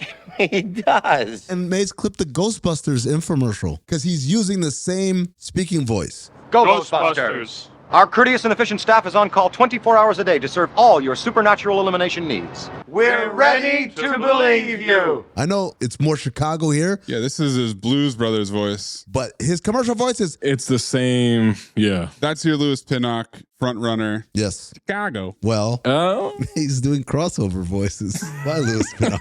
Phone rings, it's Michelle. Tommy gets excited. Says things are going great. Lie. Feels this first sale coming along soon. Meanwhile, Spade is vacuuming moths. Can we get any more moths in here? He's trying to explain why the vacuum's on. I don't know. I guess he's clean. Tommy will call her back. He misses her. Tommy wants to know what Richard's so mad about, and Richard goes off on him. Time for recapposition. Hello, exposition. Car destroyed. 0 sales. Need to sell 500,000 brake pads in the next 10 days or the factory's going under. That's his quote. accusing Tommy of not caring. Tommy says he cares about stuff. He's getting better. I'm not, but I could if you help me. Spade doesn't want to change his diapers. And here comes Fat Guy Little Coat. Oh, iconic. It's a devilish smirk. Comedy? Question mark? Iconic. This is part of the 75, as you're saying. Mm-hmm. Yeah. He does give you a priceless, uh-oh! Mm-hmm. He sure does, but it means he's got to stick up his ass, so he can't do it. He's so angry right now. I know. Oh, if it was Hitler, he'd laugh. Intro. Somehow we need to get Zach holding the hand massager up in the intro. In the intro, yeah. Back on the road, headed to Duluth, arguing over the radio, changing songs. They flipped a Superstar by the Carpenters and both pretend it's lame. Banger. So the driving of the fucked up car feels very derivative of Planes, Trains, Automobiles. Yeah, probably. They play Radio Face Off. I don't know any of these songs. I'm guessing knowing them would help me understand the bit. Two Americas. You don't know Carpenters? I don't know that song. Wow. I don't think you need to know the songs to understand people arguing over the radio. Oh, I don't like this song. Yeah, I don't like this song. And then there's one they both like, but they don't want to admit to each other. And then you cut to them, they're banging it out. So the idea is that they don't want to admit that they agree with the other. But they like the song. Because it's a softer love ballad song, and these guys are arguing over rock. Oh, got it. It's not a hard concept to figure out. I didn't pick up on like the genre of the song being. Well, you'd have to have your phone down. Well, my phone was up because I was taking the notes. The note was, I don't fucking get it because this song is too white. I don't fucking know. Like, oh, that's supposed to be some bitch song? Is that what you're telling me? All right, shit, I'll take your word for it. Sounded like the other two songs. All right, I mean, let me put it in terms that you'll understand. You know what's crazy? You know what's a funny bit? The fact that Terry Crews would like that song. Oh, why would he like this song? That's nothing like what he likes. Why would your dad? Yes, exactly. The hood of the car flips up. They scream. They swerve all over the road. They spin out. They knock the hood off on a sign. They finally come to a halt over on the shoulder. Spade brings up the oil change. Farley insists he did it right. True, but you can't latch the hood too well if you don't take the can out. You know selling waste of space. I swear to God, you're worthless. Sorry about your car. Don't call me worthless. I'm not my dad. Pop. That's right. You're not your dad. He could sell a ketchup popsicle to a woman in white gloves. That's right. Tells Tommy he didn't have a dad. You took him for granted. Hey, I'm Big Tom's son. Pop. He'll fix everything, so I'm allowed to be a moron. Step poppy talk? Not even step. Father figure talk. Now let's fight on the side of the road. It's go time. He says, hit me. You and me. Look, Mommy, the rhino's getting too close to the car. Him too afraid to get out. He just a little guy. So he's a whittle guy. Yep. That's it, big boy. I'm going to wail on you. He's giving Richard a free shot. He punches him in the face. That's it. And backhands him. Hey, everybody, is there a window open? I feel a draft. Punch the gut. Grab the hair. Another hook. If I wanted to kiss, I would have called your mother. Then he hits him with a piece of wood in the face. 2x4 he pulled out of his butt like Steve James in American Ninja 2. Where are you hiding that? That was a good one. Spade finally notices the giant dinosaur prehistoric forest behind them. Head trauma number 7 at least. As they were fighting, I was like, okay, I'm kind of interested in this forest. Mm-hmm. Me too. Cut to them at the cluck bucket. Taffer would love this place. Tommy asks if he has a mark on his face. Nothing. I thought I hit you in the shoulder. See a massive bruise on the side of his face as he's explaining where it hurts. Second time we get soundtrack exposition in this movie. It's playing I'm Sorry. Mm-hmm. First was during the test. Richard asked for the shrimp cocktail he saw in the case. Waitress asked Tommy what happened to his face. Helen is ass off. Oh, yeah. The waitress? A perfect diner waitress. As a waitress who doesn't give a fuck about your life. Tommy orders chicken wings, but the kitchen's closed till dinner. It's only cold stuff and desserts. Boy, some chicken wings would really hit the spot. You sure it's closed? Let me check. Yep, it's closed. Okay. I'll just have a sugar packet or two. Hey, what's your name? Helen. That's nice. You look like a Helen. Helen, we're both in sales. Let me tell you why I suck as a salesman. Let's say I go into some guy's office. Let's say he's even remotely interested in buying something. Well, then I get all excited. I'm like, Jojo, the idiot circus boy with a pretty new pet. The pet is my possible sale. Oh, my pretty little pet. I love you. So I stroke it, I pet it, I massage it. Yeah, I love it. I love my little naughty pet. You're naughty. And then I take my naughty pet and I go. Oh! I killed it! I killed my sale! That's when I blow it. But that's when people like us have got to forge ahead, Helen. Am I right? What the fuck are you talking about? God, you're sick. Tell you what, I'll go turn the fryers back on and throw some wings in for you. Hey, thanks, Helen. Tummy likey. Tummy want wingy. I don't know if this movie started it, but this was big among white people in the 20CB in the mid-90s, referring to self in the third person and saying, Tommy likey, Tommy want wingy, talking like baby, putting E at the end of words and using the stupid Sanders, stupid retard voice. Like, it was every fucking where. I hated it then. I hate it now. But the thing that made me hate this scene even more than anything is Spade is like, do you see what happened? You got the wings because you were relaxed. What? He's done the same retard shit he's doing the whole movie. Throwing that around a lot. Yeah. It's being done a lot in this movie. No, it's a completely different approach than he was in the sales meetings. How? He just said gibberish. They literally exposition it. He had confidence. Yeah, they literally exposition. There was no confidence. It was the same shit. It was the same fucking stupid gibberish. No, it was, you just have to not go in going, I know I hate everything in this movie. This shit is so dumb. He literally behaved the same way he behaved when he set the shit on fire. He didn't, though. He then credits him for his street smart. That was your dad. Your dad was street smart. You're not book smart, street smart. I was like, what street? The one from Morbius? Well, with the school across the street? Those kids were pretty smart. That's true. Okay.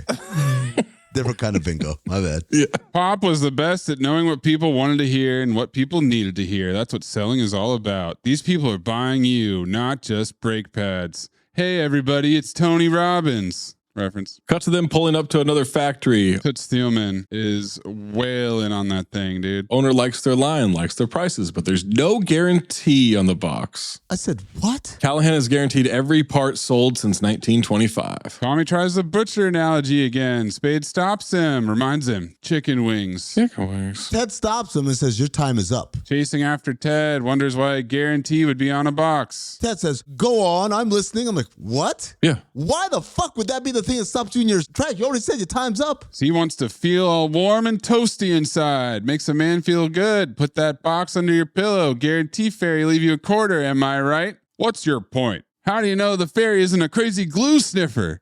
Build a model airplane, says the fairy. Well, we're not buying it. Money missing off the dresser, daughter's knocked up, seen it 100 times. What the fuck are you talking about? Tommy says they sold him a guaranteed piece of shit. That's all it is, isn't it? For your customer's sake, for your daughter's sake, buy a quality product from me. And Ted agrees. And they're stunned that it worked. Chicken wings. Chicken wings. Home team. Beverly's in bed, tells Paul it's one deal. They're fine. She's trying to seduce him, and he wants to figure out how to fuck over the company. And he knows, take out their trucks because they got to ship all this shit. Stop the trucks. Stop Tommy Boy. Bo and Lo have turned Big Tom's mansion into It's a fuck house. That's all right. So Lo goes there at night in the red Cadillac, smoking a cigar, gets out a rifle. You raising your hand? So the Rottweiler pops out. It's got a chain, whatever. He's got a cigar. Rottweiler lunges at him, and I swear to God, I thought the Rottweiler was going to grab the cigar from his mouth and turn into Triumph. Mm-hmm. You know what? If that happens, I'll file this movie. Well, look at this photograph. Chain stops it just short. You think he's going to aim for a tire, then aims at a fuel tank. He's going to try to shoot from inside the car for some reason. Then that annoying 20CB seatbelt thing auto activates. I never understood those. I thought they were only in Saturns. No. That's the only time I ever encountered them. No. My buddy had a Ford Escort that had that shit in there. The Mazda Protege had that shit. Why does it matter where the Escort's from? Intro. At this point, I get a commercial break. The Zebra insurance commercial where they have a CGI zebra wearing a suit. This is the most excited you've been all fucking podcast. Yeah. Well, yeah, watch this. Watch this. This zebra commercial is way more interesting. And then I thought, oh, the horsepower duck. The horsepower duck is the only thing that matters. Just duck it up when the world's a mess. When the carpet's crying for a clean and confess. Cordless, fearless, fast as a truck. When life gets crazy, just duck it up. You can sweep, you can mop, you can pray or pow. But the horsepower duck will sort it out. Lightweight, tight, that suction's tough. One pull, one pass, just duck it up. He moves his arms. He shoots the Callahan sign loose. It cuts the dog's chain. Not good. And the Rottweiler attacks Slow in the car. Comedy. Back to the motel. Tommy wants to celebrate their first victory. Spade says they got lucky. Don't jinx it. There's only a week left. He's working on the map. Tommy's going to get a pizza. Spade goes to the window. He sees a hot woman at the pool by herself at night in the Midwest, as one does. Tommy's walking up. Tommy, scram. Don't give her the weight room thing. Scram, 20 CB. You know where the weight room is? I'll check it out. Richard's horny. He's dirty talking her. You get wet, honey. You deserve a swim. Now take off that itchy robe. He's gonna goon. He's cucking hard. And then Spade says, Daddy like 20 CB. And again, 2 Americas. Because black people don't say no daddy like, but white people love saying that. I don't know, again, if this was something white people said and the movie just said, hey, this is what people say, or did the movie introduce this to white people? Do you want to try to make a good podcast, or do you want to just do this for the next hour? This for the next hour. Okay. Oh, for the love of God, please don't stop. We've been on the road. Oh, those are real. No one's looking. Spade unzips his pants loudly, even though he's wearing boxers. She swan dives into the pool naked. Tommy gets back, catches Dick Pour at the window. He dives into bed. He got into bed quick. Says he was going over documents. He must have gotten a full gander. Of the gooning? Yeah, because he's already in the room looking at him. Oh, for sure. Tommy's mocking him. Richard, were you watching Spanktravision? Let's get some masturbation puns. Maybe you were watching a movie with that funny comedian. Oh, what's his name? Buddy Wackett. Hey, that's a pretty girl down there. I wonder if she goes out with one of the Yankees. Cut to them in bed trying to fall asleep. Big day tomorrow. Keep the momentum going. Richard, who's your favorite little rascal? Alfalfa, or is it Spanky? Sinner. Him giggling to himself and saying sinner was funny. It's great. Back on the road in their crudely repaired jalopy. Little montage of 3 consecutive sales. Wait a second. Jalopy? What are they driving, Mace? Is it a jalopy or is it? Jalopy. But maybe he's putting open there. Antelope. Oh. Uncle Opie. They've got suits now. Guy asked if he ate paint chips as a kid. Call back. Tommy walks into a glass window. Call back. Driving into Oshkosh. 1,000 units to Oshkosh. Exposition that Pop never did that. Hot hitchhiker. The hot hitchhiker was just there because they needed the dog to be there. Zach, get ready. You're going to love this. I thought the dog was jizzing on Farley at first. Why would I love this? No, you like dogs. I don't like dogs jizzing on things. Not even into eclairs? No, I fast forwarded through that part. Oh. You're the one that watched it in great detail. How much cum could one dog possibly have?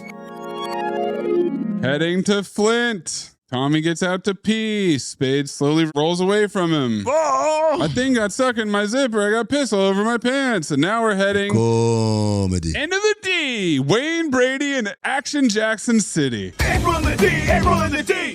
All caps response from my mom. It made me cry. Wow. All caps. Tough memory. What was her mental state in the moment? We were at the Six Guns Motel in Cody, Wyoming. It wasn't great. And not because like, ooh, here's an adventure. Although I'm sure Bill sold it as such. He finds a way. That's a salesman right there. Back at the Callahan plant, Lowe sneaking around with massive bandages, changes the amounts and shipping time for the orders. Michelle finds him in her office. CT5 worst liar. He was making a call. Tommy talk. He's a sweetie. Yeah. When does Sweetie get back? His shirt gets caught in the pneumatic tube. Comedy. They're making conversation and the shirt gets sucked completely off his body. He's got a weird tattoo on his shoulder. And also he's not in good shape. And that kind of shocked me. But that was mid-90s skinny guy good shape where you didn't have to be as cut, right? Got you. We weren't quite at Brad Pitt Fight Club. Got it. Still hot. Yeah, he's a good looking guy. Spades at a payphone. Box of Dunkin' Donuts. Product placement. They've duct taped the car up. Spade pretends to be housekeeping. Louis Pinnock. Housekeeping? No, thank you. Sleeping. Housekeeping? Could you come back in an hour? Housekeeping, you want towels? No towels. Need sleepy. Housekeeping, you want mint for pillow? Please go away. Let me sleep for the love of God. Housekeeping, you want me to jerk you off? What kind of hotel is this? The hell are... Oh, it's you. Good morning, sunshine. The old housekeeping routine. It's funny when I do it. It's not funny when it's written into a movie. Where do you think it came from? So you realize that you doing it is ripping off this movie? Yeah. Nah. This is where it came from. I was doing it before this movie. No fucking chance. I was doing this shit in the 80s, bro. Were you? You're such a liar. I could see it all over your face. Yeah. What's all over my face? The lies. Oh, I'm upside down. Spade bragging about another order. They're over the mark. They did it. Tommy drops his blanket. He's got tiny pool ball undies. Oh, Richard, I'm so happy. Hold me. Yikes. Don't run away from your feelings. Cut to driving. Come on, Eileen. And the end of the world. Come on. Eres 2 by Mocedades. Montage of, now that's what I call 20 CB music. Hell yeah, man. Now they're back in Sandusky. Oh, there's shipping screw-ups. All hell has broken loose. Half the orders have been canceled. They think things don't work around here. I'm loving this yada yada exposition. Just move us forward. Hello, exposition. Can't make payments to the bank. They tell Tommy it's over. They have to sell to Zelensky. He'll shut it down. He wants the Callahan name. By 6 p.m. tomorrow, we'll all be unemployed. Keep that in mind. Warehouse rescue. Spade is freaking out, thinking his head's going to explode. Did anybody see scanners? Michelle's packing up her desk. Tommy walks in. She says, don't say anything. I know you already hate me. Okay. She cuts him off, ruined his entire life. Tommy's trying to figure out what happened, going over everything. And then she says, I know it was big, but it wasn't my fault. I said, you just said it was your fault. Don't worry, I quit. You don't have to put up with me anymore. I said, quit? Bitch, we're all unemployed by 6 tomorrow. They just said it. And she's getting out a day early. Oh, thanks a lot. What the fuck is going on? Need a dramatic fight so that we can send her to the airport. That's right. Where she's trying to get a ticket to Cuyahoga Falls, where her parents are. The flight goes through Columbus. This makes no fucking sense. It's Ohio. So Sandusky to Cuyahoga is 80 miles east or a 90-minute drive. Mm-hmm. Columbus is 111 miles south. Take a little planes. Puddle hoppers. I know, but they want to route her further the opposite direction to go back. I'm going to guess. Just get in the car. Sandusky Airport, mid-90s. Not a lot of great direct flight options. Guess what, Zach? I'll raise you one. There's no Cuyahoga Falls Airport. Not anymore. Never was. Not since the accident. Now when they found out. Which accident? 9/11? Whoa. This is all so she can look over and see Bo and Lo making out furiously and him getting deep in that ass. He really grabbed the cheeks. Not a whole lot of cheeks to grab, but he tried. Remember how her brother is a cop? Oh, that's right. Dwayne. From the beginning of the movie? Yeah. What about it? She's going to call him. Oh. Because this is a situation where you'd call a cop. Well, she says, hey, Dwayne. Hey, beat cop Dwayne. Oh, no. Zach. You think he's a beat cop? He's been a cop for years. Oh. Detective. Oh, he made detective. Yeah, but she doesn't get to talk to him because he's not there. Oh. So she's got to ask for Detective Dwayne Brock. Tommy's driving. Spade is getting a whittle wasted in the front seat. Ass on. Oh, super ass on. Tommy says the town's not going to know what hit it. Fish in a barrel, my friend. Town's a fish. The people are the barrel. Fish in a barrel. Cop pulls out to follow him. Richard's getting drunk. He starts to puke and spill beer. It causes Tommy to swerve. Now the whole car smells like beer. Tosses the beer in the backseat just like Gord Bombay. That's right. Yeah. This is just how you did it in the 90s, I guess. You had to if you were drunk driving, yes. And you have to hear the clink of the bottle hitting other bottles that are already back there. Yes, because you've had a few. Tommy gets an idea. He swerves even more. When I stop, run out screaming. No problem. Pop taught him this trick. Pop. Boy, Vic Tom Callahan, man. Vic Tom Callahan is an all-time dad. CT5 dads. Bees! Bees! Bees in the car! Bees everywhere! Suddenly, it's a bee movie. God, they're huge! They're ripping my flesh off! Son, roll around. Jamie, roll around on the ground. Forget that! I'm starting to swell up! Save yourself! Don't be the hero! Frank, I'm allergic to bees. Me too. They're huge and they sting crazy! We'll come back later and check on you. Yeah, in a while. Save yourself! Your firearms are useless against them!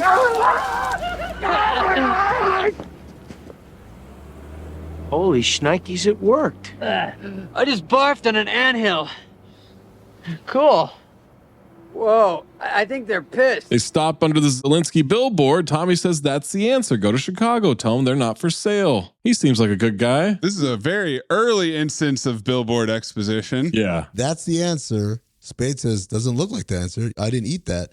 No, Zelensky, which is Cobra formula. Also 20 CB. I don't remember eating that after puking. Spade gives exposition to remind Tommy that he lost his shares to the bank. In less than 24 hours, they lose the factory anyway, so let's give it a shot. That's right. Stakes. Cut to the airport. 20CB calling from a payphone at the airport and leaving a message on the machine. Wow. Triple Deke levels of 20CB. 20CB's inception right there. They leave their car at the curb. Keep it. Next flight to Chicago sold out. Spade says it's an emergency. In a movie full of 20CBs, this is the most 20CB moment because she says the next flight to Chicago leaves in 5 minutes, but that's not why you can't get on that flight.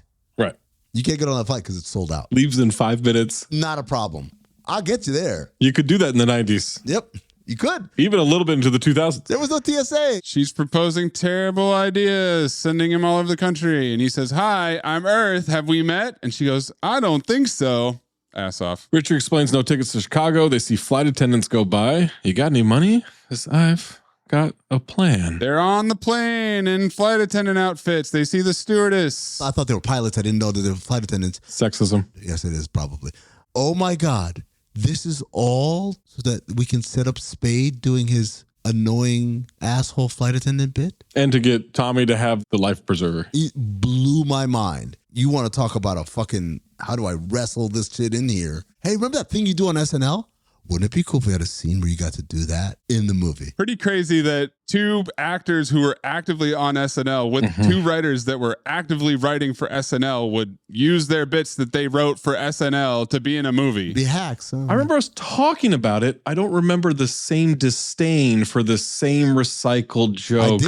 I did. We talked about it. I was the one that said recycled Wayne's jokes is a thing. I said, sure. Again, didn't say it didn't come up. Disdain. I had disdain, sir. Listen. I had disdain. Yeah, I was disdainful. I was full of disdain. Hey, guess who's here? What are we serving tonight? Chicken or chicken? They'll handle Coach in the announcements. Richard will do the talking. Clip it. And I said, oh, he drops the Babadook. Yes, he does. Clip the Babadook? Huh? Okay, folks. The guy in front of you is Tommy. He'll be taking you through my little spiel here. Tommy is a Scorpio. He likes biking, and he's never been laid. Exits. Okay, there's one back here, and there's probably one over by the wing somewhere, usually. And what about seat belts? To fasten. Take the little end and stick it in the big end, and you know what? If you guys don't know how to use a seat belt, just ring your call button, and Tommy will come back there and hit you on the head with a tack hammer because you're a retard. Okay, and life preservers. These we may need. Although, what are the odds of us actually hitting a lake? My money says, if anything, it's going to be a mountain. Tommy accidentally grabs the child life preserver. It's choking him. He goes nuts. He grabs a brooch off a lapel. He punctures it. I thought it was a brooch as well, but it appears to be a pen. Oh, it's an actual pen? Because he caps it back up. Oh. I got scared because I thought he was going head first. Oh. Mm-hmm. You thought if he's going to die, he's going to die doing what he loved? Yeah. He's a big dumb animal, isn't he, folks? Golden Dumpster. Pilot says making final approach, checking on someone in the bathroom, half-hour time limit. They react to the smell. Ay caramba. 20CB? Spade's a quick change artist. When Richard goes in and comes out so quickly, completely changed, Tommy's look of confusion is so funny to me. Yeah. Trying to figure it out, trying to do the math there. I think it's hilarious. Tommy's up next. He tries to hang his suit up. He breaks the hook. He bangs his head on the sink. We're at head trauma like 15 at least at this point. This would be literally impossible for me, so I get it. They paid the flight attendants for their clothes, but didn't give them the clothes off their back. So somewhere there's just two flight attendants with a bunch of cash in their boxers. They had their own bags. The flight attendants, got you. He's destroying this bathroom. He's loud as fuck. He rips the toilet seat off. He's banging all over. He gets his tie stuck. He flushes it. He goes flying, busts down the door, crashes outside with his pants down. And we're in Chicago. He's putting a car air freshener all over his body. Ready or not, this is crunch time. The cab stops short. Tommy smashes his face into the barrier for more head trauma. Massive skyscraper. Welcome to the pros. They seize Zelensky. They run and get stuck in a revolving door. They lose Zelensky. Tommy shouts, "Listen up. This will only take a second." Everybody drops to the ground in the bank. Guards slide their guns to him. He runs out. He hides from the police. Tells Richard, walk slow. Why? Nothing. Am I consorting with a known felon? Kid comes over and yells to his mom, it's the guy who robbed the bank. I didn't rob any bank. Oh, yeah, right. Like it was some other fat guy with a tiny head. I got a tiny head? They're in the elevator with Zelensky. He notices them noticing him. Tommy introduces himself. Went a little heavy on the pine tree perfume there, kid. Sir, it's a taxi cab air freshener. Great, you've pinpointed it. Step 2 is washing it off. Louis Pinnock. He's got a really good Chicago accent. Mine is not good. Yeah. Cut to the television report asking security guards. Mace is vulnerable there, man. He's looking for you like, oh, that's all right, man. No, I'm not. Exactly. It wasn't. I'm not. Which is fine. I can't do one either. I do love these security guards. They're great. Great comedy duo. I like the way they're standing. First one's trying to look tough and confident and everything, and the other guy's standing so awkwardly behind him. Lying their asses off here. Sir, what exactly happened here? He came out of the shadows behind me, and after he hit me many, many times on the head with a hammer, I had to give him my gun. You know, I've got kids. Huh? Cut to the testing level D. Zelensky said, look at it from his view. Callahan is a premium name. That's what he's buying. He can make the parts in one of his factories, put them in a Callahan box, and sell them in his stores at a premium price. I know you got Tapper vibes as I did. Of course. Premium brand, we put it. Yeah. We turn those around. We don't want people to see those brands. The premium ones, we're going to light them from below. And you pour with the label out. So your customers know you're getting a premium pour. There's a town involved. Callahan Factory's the only thing keeping it alive. Look, believe it or not, I'm providing a service. I'm thinning the corporate herd. You've seen Daktari. The weaker animals always go. Sure, the kids cry when you tie old Tiger to a tree and shoot him. But that's life. America's in a state of renewal. We gotta have the strength to tie a few factories to a tree and bash them with a shovel. Meanwhile, if I can grab your share of the market, put a little coin in my pocket by being the asshole, well, what the hell, know what I mean? Boy, you sure are different in your TV commercials. What the American public doesn't know is what makes them the American public, all right? That's a fucking bar. It's the bar, and it is timely of the present. It spoke to me. This is a great monologue. He kills it. They're walking through a testing floor with weights being dropped on seats. I wonder if that'll come into play. Test car slams into a wall. Here, I'll do my Chicago accent. Gad, I love that. Zelensky says they're adding horsepower to American industry. Turns on a fan. Horsepower duck. It blows Spade's hair off. He's bald. Film noir. Tommy's shocked. This is like Friendship. That's right. A movie that Amin liked. Yeah. I love that movie. It's a funny movie. It's funny when they did this, right? They did it funnier. Yes. Yeah. It's not funny here. Nope. To be clear. No. It wasn't funny. I didn't laugh. I don't doubt that. I also don't doubt you've got a massive stick up your ass right now. Like Spade on the side of the road? Yeah. That's the 2x4 that Amin had up his ass? Why don't you come pull it out? Oh. I'm right down the block, asshole. Are you talking to your asshole that's got the stick in it, or are you talking to me? I'm talking to you. Okay. You're going to come get this stick out. And then you want me to come to your asshole and pull this stick out? Yes. Pull the stick out of it. Is it that you can't pull it out, or you want me to do it? I want you to do it. All right. Well, we got to wrap this pod up.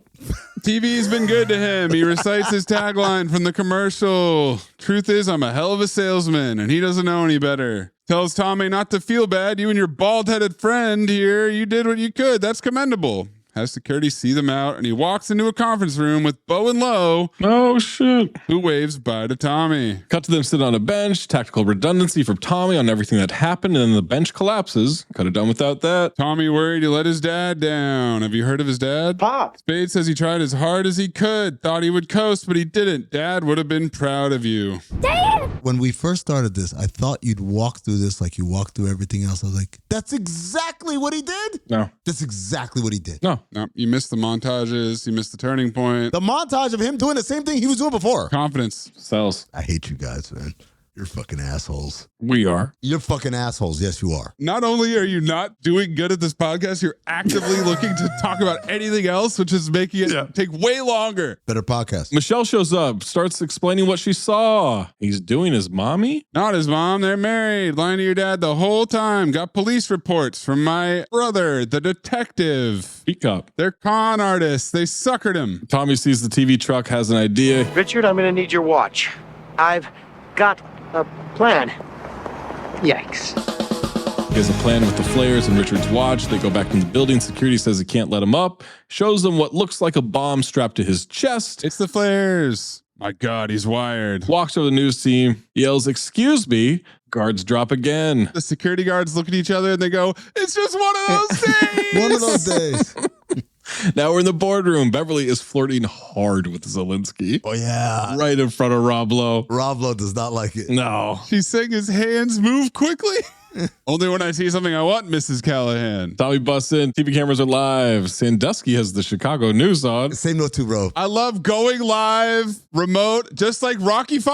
That's right. When they bring the camera to the bar, they're like, we're going to go live outside this bar in Philly. Rantlers. At least it was a local broadcast for a local audience. This is a local broadcast that gets beamed to Sandusky, Ohio, where everyone's standing. Absolutely. The whole country, because we cut to the first guy he sold to at home. Yep. Honey, look at this human bomb on the news. Oh, yeah, buy brake pads off him.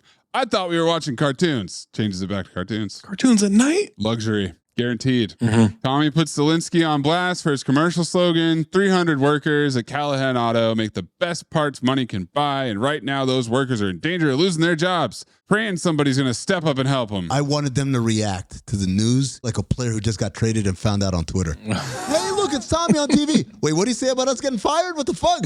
Is that why you strapped a bomb to your chest? This isn't a bomb, it's road flares. Did you live under power lines as a kid or something? Why? Because you tore your ACL. Zelensky says he'll be happy to look into helping the town. He says, hey, tell you what, I can get a good look at a T-bone by sticking my head up a bull's ass, but I'd rather take the butcher's word for it. Nailed it. Got it. It's the only improvement. The wings waitress asks her customers, you want this or American Gladiators? Everyone in unison. Gladiators. I fucking love American Gladiators. Ass off for Helen's. Phenomenal. Golden dumpster for this scene. College bros ask if he looks bloated. Camera adds a couple 100 pounds. Tommy explains they're not looking for a handout. They're offering a great deal. What kind of a deal? Order 500,000 Callahan brake pads made by the American working man for the American working man. And Zelensky agrees on live TV. Absolutely. Would be my great pleasure. I mean, what have I got to lose? A great American product, right? Factory guys freak out and cheer. Town's been saved. Zelensky signs it. What difference does it make? They shake hands, pick him up at Zelensky outlets all over North America.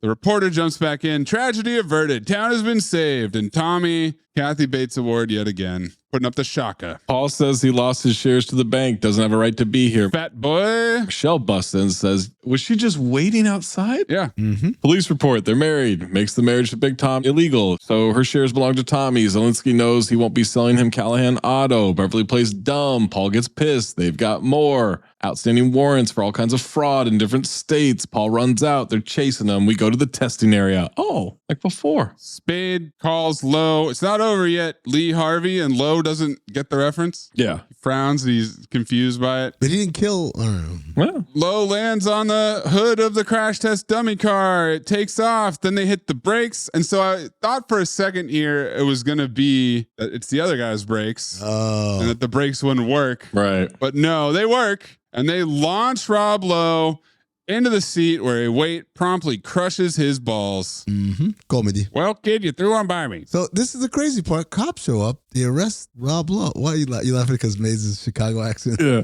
I was waiting for savor the flavor, kid, because it sure as hell won't happen again. In the meantime, good luck to you.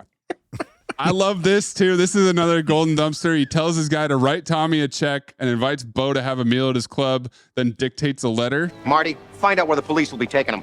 Send over a bottle of bubbly with a bucket of ice in a card. Have it say tough break, get drunk on me, use the bucket to ice down your marbles, yours Z. Golden dumpster. So Rob Lowe gets arrested and she gets to have lunch and get some dick? Well, he's got the fraud warrants. They just committed fraud right in front of everybody. Well, he committed fraud as far as they know. Zelensky, gonna let her go. He's the one that's doing the deal. He's got fast hands. I mean, Yeah. He does have fast hands. when he's got something he wants, Yep. fastest hands in the game. Truth. Rittenhauer says they're back in business. Michelle congratulates him. Kiss time. Spade, oh, that was pathetic. Shut up, Richard. Got to the factory. They introduced a new president of Callahan Auto. It's Tommy. Tommy Jr. now, not the third. That's right. I don't think you knock one off there. He jumped a generation. They're like family to him. Lewis and him built their first fort together. Him and Danny burnt ants with magnifying glasses. Man, it's all about the memories, man. RT, I lost my virginity to your daughter for crying out loud. Rob, you were there. I laughed. RT's ass on. I love that, Rob, you were there. That's funny to me. Because Rob is smiling his ass off, staring at RT. And then when he says that, he tries to run away. Yeah. As long as I'm around, I'm going to bust my butt to make sure that every last one of you always has a job right here at Callahan. Fakes to Richard about his toupee being loose. And then we cut to the boat with Tommy on it by himself. Talking to his dad. Needs some wind to get to Michelle's for dinner. Little Poppy talk. He's talking to his ghost dad. Ghost dad. Pop. Ghost dad. Ghost dad. Ghost dad. Ghost dad. We get an Angels in the Outfield meets We sure do. Final Destination level gust of wind that moves the sail. Yeah. Fallen also. Hey! Thanks, Dad! One more bit of Head trauma. Jib hits him. Son of a. That's going to leave a mark. Roll credits. Seatbelts fastened. Tray tables in an upright position. Here we go.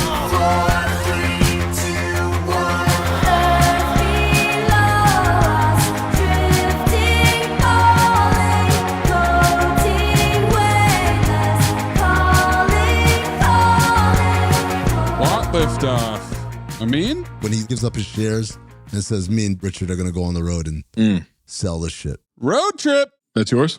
Yeah, I mean, it's kind of Tommy want wingy. Oh, I think it's Big Tom shitting himself after he dies. Wow. Sorry, that was disrespectful. As he dies. Which one happened first? That's a great question. Did he shit himself and that's what caused the heart attack? Or Yeah. although they don't even tell us that it's a heart attack. No, he's gone. He gone. We don't need it. You get the point. Yeah. You get it. Went from wedding to funeral. It's like when the yada yada, the shipping fucked up. Mm-hmm. You don't need to see that shit, man. You get it. Why don't you try telling us what the fuck happened? Plot summary. 97 seconds on the clock. Mm-hmm. Zach, you chose this movie. That's right. Because we choose these movies that are on Pluto TV. Yep. It's my pick, so I'll go first here. Sure, whatever. 3, 2, 1. We are in Sandusky, Ohio. And Tommy Boy is a kid who has a dad who runs the Callahan Auto Parts, and Tommy gets to kind of get away with whatever he wants and just coast through life. And so he graduates college and he goes back home and he finds out that his dad is getting married and he's given his son an office at the auto parts factory. And now he gets to meet the woman of his dad's dreams, Bo Derek, and she comes out of the pool. And I mean, like that part of the movie. And so we go and we find out that they're at the wedding and there's a big celebration and, you know, everything's kind of hinging on these deals and everything. And there's even deals being made at the wedding and we're getting all kinds of jargon and catchphrases and KFB and all this stuff. And then they do a little celebration at the wedding, a little song and dance, and Big Tom dies. And now it's time for Tommy to save the factory by going and selling 500,000 brake pads, which are the future of the Callahan Auto Parts industry. And so he goes and it's not going well. He doesn't know how to sail. And then he gets to a point where he's at the cluck bucket with Helen, the ass off waitress, and he figures out how to sell with confidence. And now we got montages. He's selling, everything's saved, except turns out Bo Derek and Rob Lowe, her quote unquote son, are actually married and they're doing each other and they're not mother and son. And so they figure it out. They find a way to get Dan Aykroyd to not buy the company away and actually make the order for 500,000 brake pads. And I just want to say, Quack Attack is back, Jack! God, I love that. Mace? Can't wait for means, but I'll go. Sure. 3, 2, 1. We're back in college as college year continues. Young Tommy Boy Callahan somehow passes his History 201 final with a D+ and graduates from Marquette in 7 years, just like Van Wilder, but probably more accurate to Bert Kreischer's actual experience. He returns home to Ohio, where his father runs an auto parts plant and gets hooked up with a cushy job and a nice office with a window, much to the dismay of hardworking nerd employee Richard. His pop, Big Tom, is eager to launch a new brake pad division and happily reveals to Tommy that his new stepmom-to-be is a perfect 10 he met while at a fat farm. At Big Tom's wedding, he collapses in the middle of a Temptations dance number, dropping dead instantly and leaving the family business in dire straits. Unless Tommy can move a shit ton of brake pads, they'll sell the company, shut down the factory, and devastate the town, which, as we all know, is when the whores come in. So Tommy ropes Richard into a sales road trip. The combo of Tommy's spasmodic inexperience and Richard's smugness lead to a series of dead-end sales calls. It's not until Tommy learns to treat every interaction like he wants chicken wings that they turn a corner and start making sales. They actually are about to save the company until Tommy's nefarious stepmom and her secret son husband sabotage the sales. So Tommy heads to Chicago to stop savvy businessman Zelensky from buying the company. He does. He saves the day. He gets the girl, and a gust of wind means his ghost dad is proud of him. Maze, could you not upload the quack, quack, quack onto the soundboard? Just changed it. Okay. Changing my shit up. All right then, Dash. Maybe I'll get horsepower duck in there. Oh my God. Oh, you want to up the ante here. You do bingos. Every once in a while, Zach zags. This should be right up Zach's alley. And he's like, nope. I mean, it is an AI commercial, so I get it. I don't watch any of those videos. But it ambushed the shit out of me. Oh, 3, baby. 1, 2. Look, do me a favor. I don't want to do a countdown before I do the scene. No countdown. Can we just do it off of action? Just in your own time. Good. So I'm not a rocket ship, okay? Okay. All right. In this country, we have a massive divide, right? There's divides along class, divides on like socioeconomic factors, mobility, whatever, party lines. But the biggest divide is between the shit that white boys in the 90s liked and the rest of us. And this movie was one of those things that white boys in the 90s couldn't get enough of. I found out in the taping of this episode that this informed all the shit they did, whether it was using the term holy shnikes, whether it's saying, me likey, or he's talking like in that little baby talk, adding Y's at the end of words. All of these things, so paramount. That existed before. Paramount to the white experience that even decades later, it echoes and reverberates. And so when you look at ICE agents in Minneapolis killing innocent people, when you think of the Epstein files and the people who did horrible things, when you think about all the people enabling this stuff, right? And 30 going to Congress and saying wild shit as opposed to just, testifying. These are the people that loved Tommy Boy. They couldn't get enough of Tommy Boy. They were quoting it to each other. They were recording that shit and sending it in audio files and playing it again and again so their roommate, who was not white, would fucking go crazy. 10. That's what this is all about. And so if you're someone who says, oh, I can't believe Amin hates Tommy Boy, ask yourself, why do you love pedophiles and murderers? Quack Attack is back, Jack! I just want to remind people, Amin thinks Dion Richmond is hilarious. He's funnier than anybody in this fucking movie. Not true. Hands down. He's funnier than Dan Aykroyd? Okay, then. All right. See? Name 2. I'm someone who can admit when I'm wrong. No, you can't. I just did. You're right. Dan Aykroyd's funnier. We've got 302 previous episodes that show you can't. You still pretend to not like Harlem Nights because you weren't paying attention and you phobed Harlem Nights. I paid attention. It was a gross underuse of great comedic talent. It had its moments, unlike this movie. Who cares if you lose the game? You got this off your chest. I mean, it's just one night of bar trivia. Ooh. One night of bar trivia is sacrosanct to us. Trivia is sacrosanct, and boy, there is quite a bit. Rob Lowe played the supporting role of Tommy's stepbrother and is uncredited. The reason for this is because he wanted to be a, quote, happy surprise after the script shifted focus, because the film was originally centered around the relationship between Tommy and Paul. Lowe was playing tennis with Lorne Michaels, and Michaels told him that he was about to start Tommy Boy and that he was considering him to play Chris Farley's brother. He ended up taking the part as a favor for Michaels since he was previously in Wayne's World. At one point during production, scheduling conflicts almost forced Rob Lowe to drop out of the film. This resulted in the filmmakers holding impromptu auditions in Toronto while the movie was already filming for the part of Paul Barish. Matthew McConaughey was one of the actors who auditioned, but it was decided that he wasn't the right fit for the role. Chris Farley went to Marquette and also played rugby at Marquette. Oh. His real jacket. Life imitating art. Based on a true story. The original working title was Billy the Third, a Midwestern. Terrible. However, since Billy Madison was being developed around the same time and scheduled to be released a month before, Lorne Michaels insisted they change the name to avoid confusion. Other names considered included Fat Chance, Rocky Road, and XL. Kevin James has greenlit all 3 movies. Speaking of Billy Madison, Christian Slater was considered for the role of Richard. What was that? Billy Madison. Chris Farley, though, pushed for one of his 2 SNL co-stars to play Richard, David Spade or Adam Sandler. Sandler wound up shooting Billy Madison instead, and that's why Spade got the role. Tommy Boy was one of Paramount's top 10 best-selling videos of all time, making nearly $100 million in home video sales. Damn. Well, you know what? Not to be outdone, this movie made it on Roger Ebert's most hated movie list. SNL writers Jim Downey, and Fred Wolf were hired to do a polishing of the Turners' original draft. When filming started, they had only written 66 pages and were rewriting pages daily.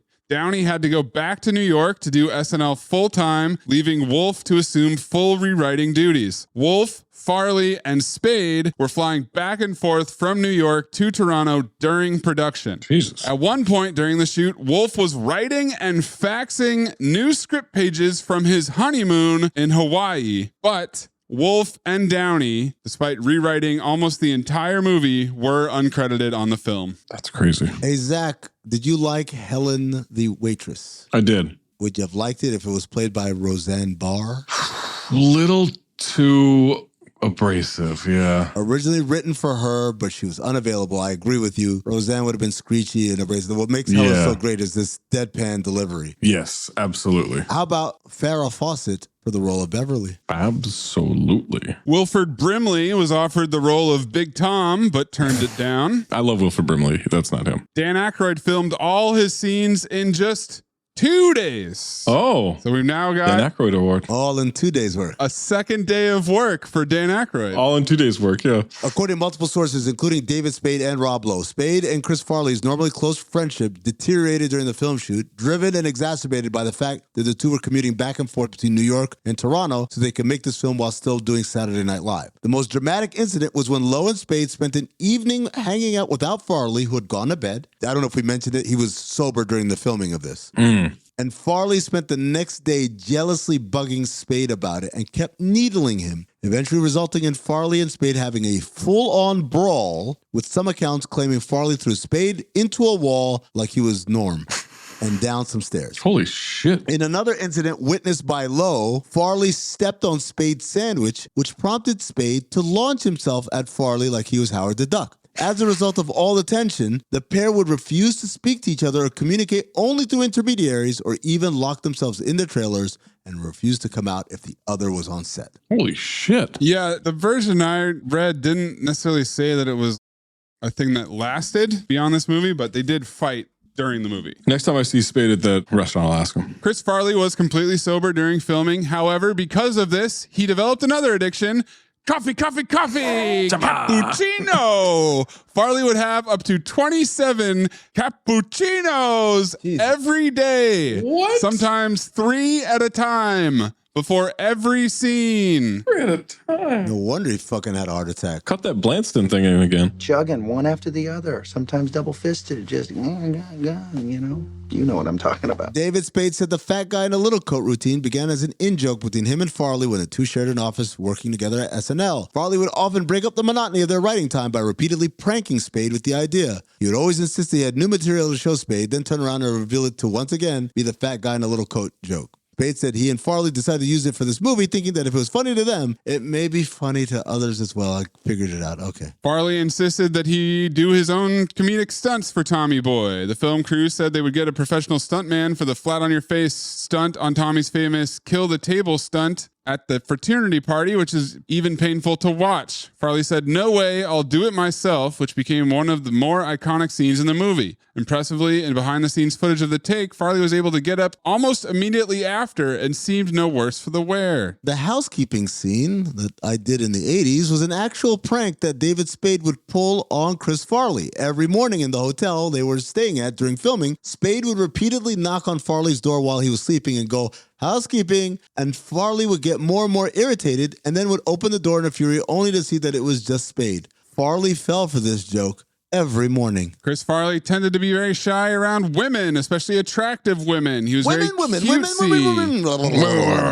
and timid around Julie Warner. At first, she thought he was just doing shtick, but he would keep acting like that every day, making it difficult for her to talk to him. At one point, she pulled him into her trailer, and they would stay there until he was able to have a full-on conversation with her. It took 4 hours, but he eventually did it. They talked about sports and his father, Pop, among other things. After that, he was able to have casual conversations with her. Right after Tommy Boy, Chris Farley was being offered movies left and right. Director Peter Siegel read some of the scripts and thought they were terrible. Chris ushered Peter to come on one of the movies and direct one, but Peter refused because the scripts were so bad. This made Chris very mad, as he thought Peter didn't like him anymore. This led Peter to write a 7-page apology letter to Chris, saying how he was wrong and that Peter adores him. Peter also said in the letter that he's talented enough to be nominated for an Oscar. Way to pull back there. And he just needs to choose his projects more wisely. Chris then forgave him and then promptly died. Right after he forgave him? Yeah, before he could take the advice. Before he could win the Oscar. In the scene where Rob Lowe was washing the mud off Tommy, it was below 20 degrees Fahrenheit. Farley wore a wetsuit under his clothes to keep from freezing. Tommy Boy is one of Quentin Tarantino's favorite comedies. He owns a 35mm print of the film and sometimes screens it at parties at his house. In between looking at women's feet. And saying the N-word. Well, writing the N-word. He doesn't actually say it. He just writes it. Oh, he says. He writes it a lot. While filming Tommy Boy, Chris Farley and David Spade stayed at the same hotel as Adam Sandler because he was simultaneously filming Billy Madison in Toronto, Canada. They sometimes spent their evenings hanging out and having fun together. Zach, this is the origin of Grown Ups and every Sandler movie ever since. Hey, what if we could recreate that shit where people are paying us to hang out with one another? Here's my favorite trivia. Bo Derek's late husband, John Derek, was very protective of her and very jealous man. He made her cut all her hair off the day before she showed up on the set. John Derek, a.k.a. the bitch husband. Whoa. Bo Derek was nominated for a 1996 Razzie for Worst Supporting Actress. She lost to Madonna in 4 Rooms. Picture Cinephobe? It took the film crew 5 weeks to get the shot of the deer standing on the car. They gave a car to a trainer who fed a deer and let it eat and poop in and around the car for a month so the deer could get used to it before they could bring in cameras and get the shot they needed. Right before Richard hits the deer, there's a close-up shot of its legs walking as the car is coming towards it. That was actually a goat with its legs spray-painted brown and its stomach taped up. What? They were shooting during mating season, and it was impossible to train the deer, so they decided a goat's legs looked closest to a deer's. Nailed it. During the party scene in the beginning of the movie, you can notice a giant scar on Chris Farley's right forearm. The story behind that is that one night in Chicago, about a year or two prior, he got very drunk with an actress friend of his. While drinking from the minibar in his 17th floor hotel room, the woman sees that Chris is getting too drunk and tells him to stop. He then got mad and charged at her. She ducked, that's a duck man, and his arm busted straight through a window. He only broke the top pane, which prevented him from falling out. He then was rushed to the hospital as his forearm is split open from wrist to elbow. In the hospital room, he was so drunk and high on pain pills that he began to mindlessly pick at the bone in his arm. This incident would lead to his second,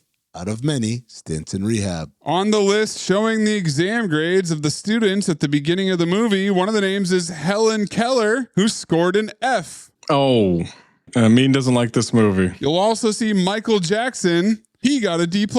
Helen Keller and everything. I'd like you all to do an experiment on a plant, something that may benefit mankind. And if you devise something that's groundbreaking, I guarantee you a A in this course. Whoa, hold on, man. You following me? You can't do that, Lionel. Look, man, if you don't want me to have a foreman job, I understand, but I need my fucking job, man. Lewis Pinnock Accent Award, David Spade Housekeeping, or Dan Aykroyd Chicago. Or Mayes crossover. Mayes crossover. Mayes Chicago. Mayes Chicago. Mayes Chicago. Mayes Chicago. It's Dan Aykroyd Chicago. It's Mayes Chicago. 2-1. Mayes Chicago. 2-1, asshole.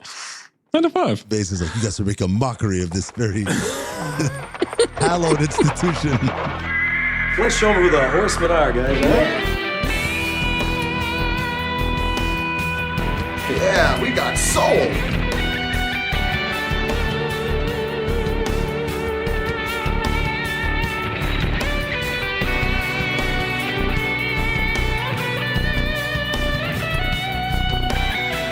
5 Horsemen, Poppy Talk. Yes. He said it. Oh, yeah. Head trauma, catchphrase, Fatley montage. It's he said it. Yeah, it's how he said it. It does slow down, but it's still enough that. Then we get a blurry at the end. Yeah. I would have said Poppy Talk or Head Trauma, but okay. Poppy Talk's up there too. Head Trauma's up there too. Breathe in through nose, out the mouth.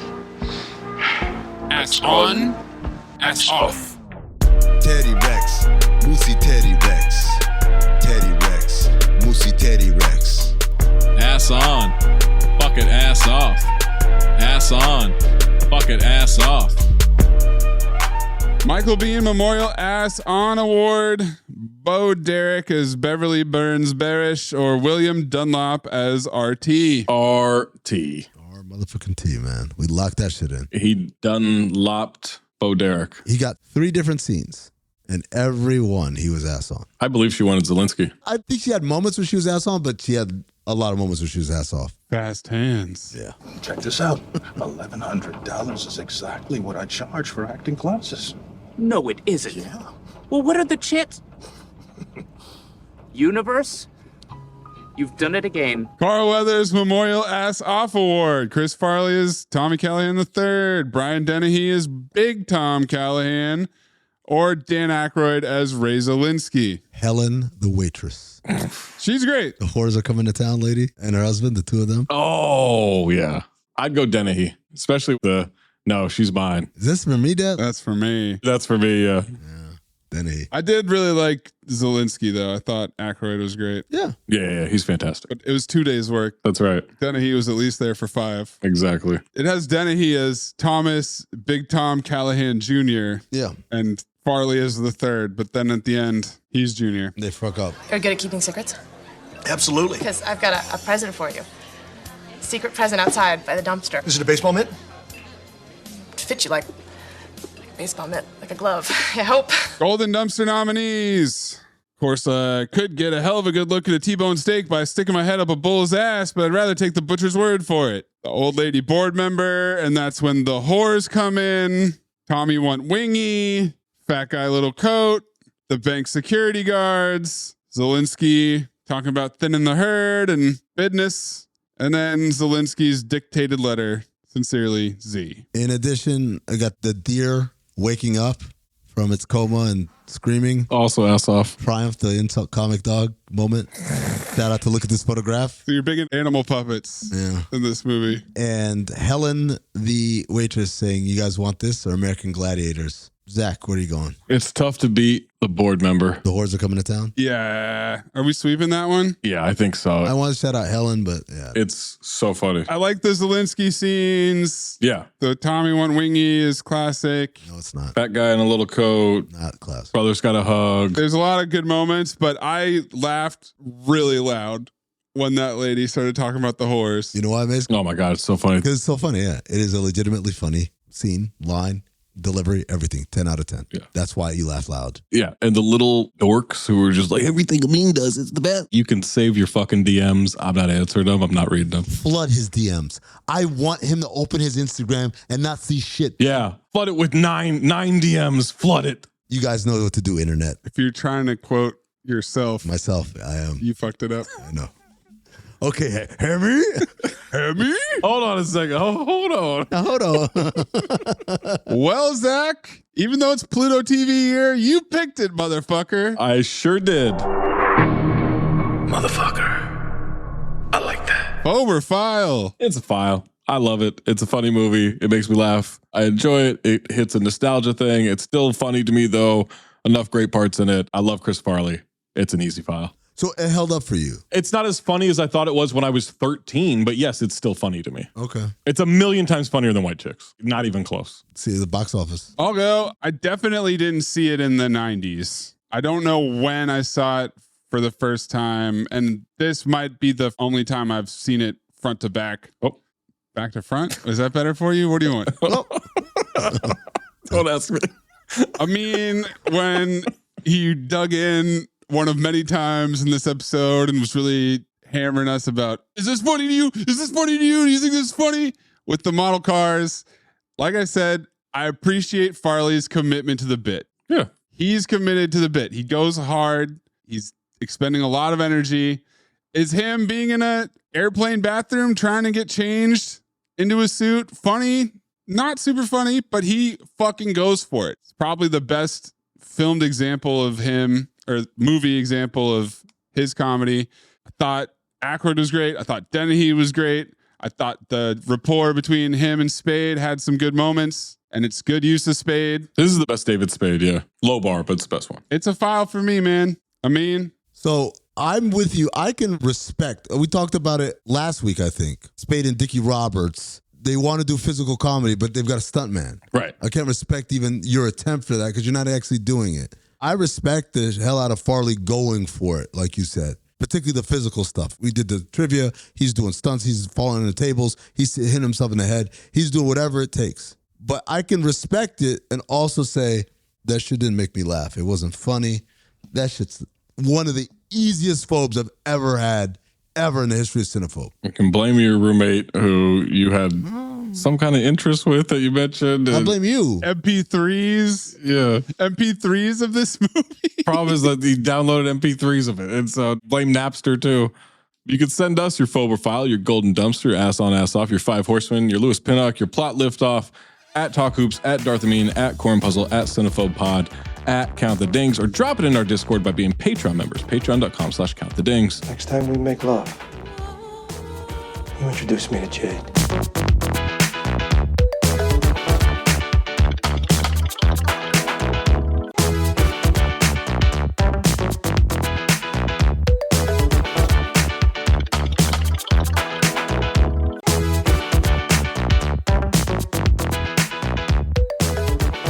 Also, Zach, you've dropped this. The guys, Amin's little minions, whatever. I fully expect to be on an island on this one. Oh. People love this movie. Yeah, it's a great movie. I don't know why. It's not. It's awful. I think you conflate it with Billy Madison. Like, Billy Madison's not funny. Man. There's not a funny part of Billy Madison. Do you understand? There are those bros from the 90s that do like it. They love that shit. This is a billion times funnier than Billy Madison. You know what? I'll take your word for it because Billy Madison's another movie I haven't seen in 20 years. But if you have to draw the Venn diagram of people like Billy Madison and people like this movie, you don't think them shits is goddamn almost the same circle?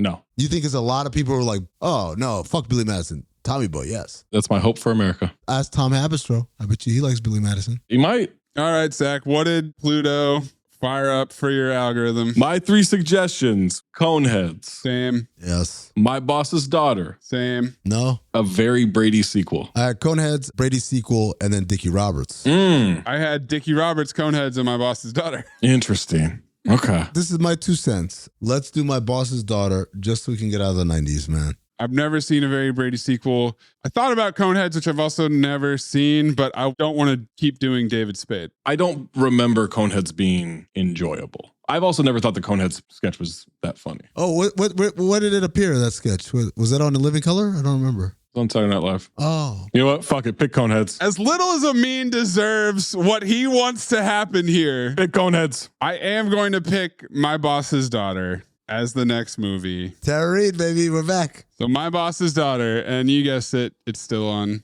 Pluto TV.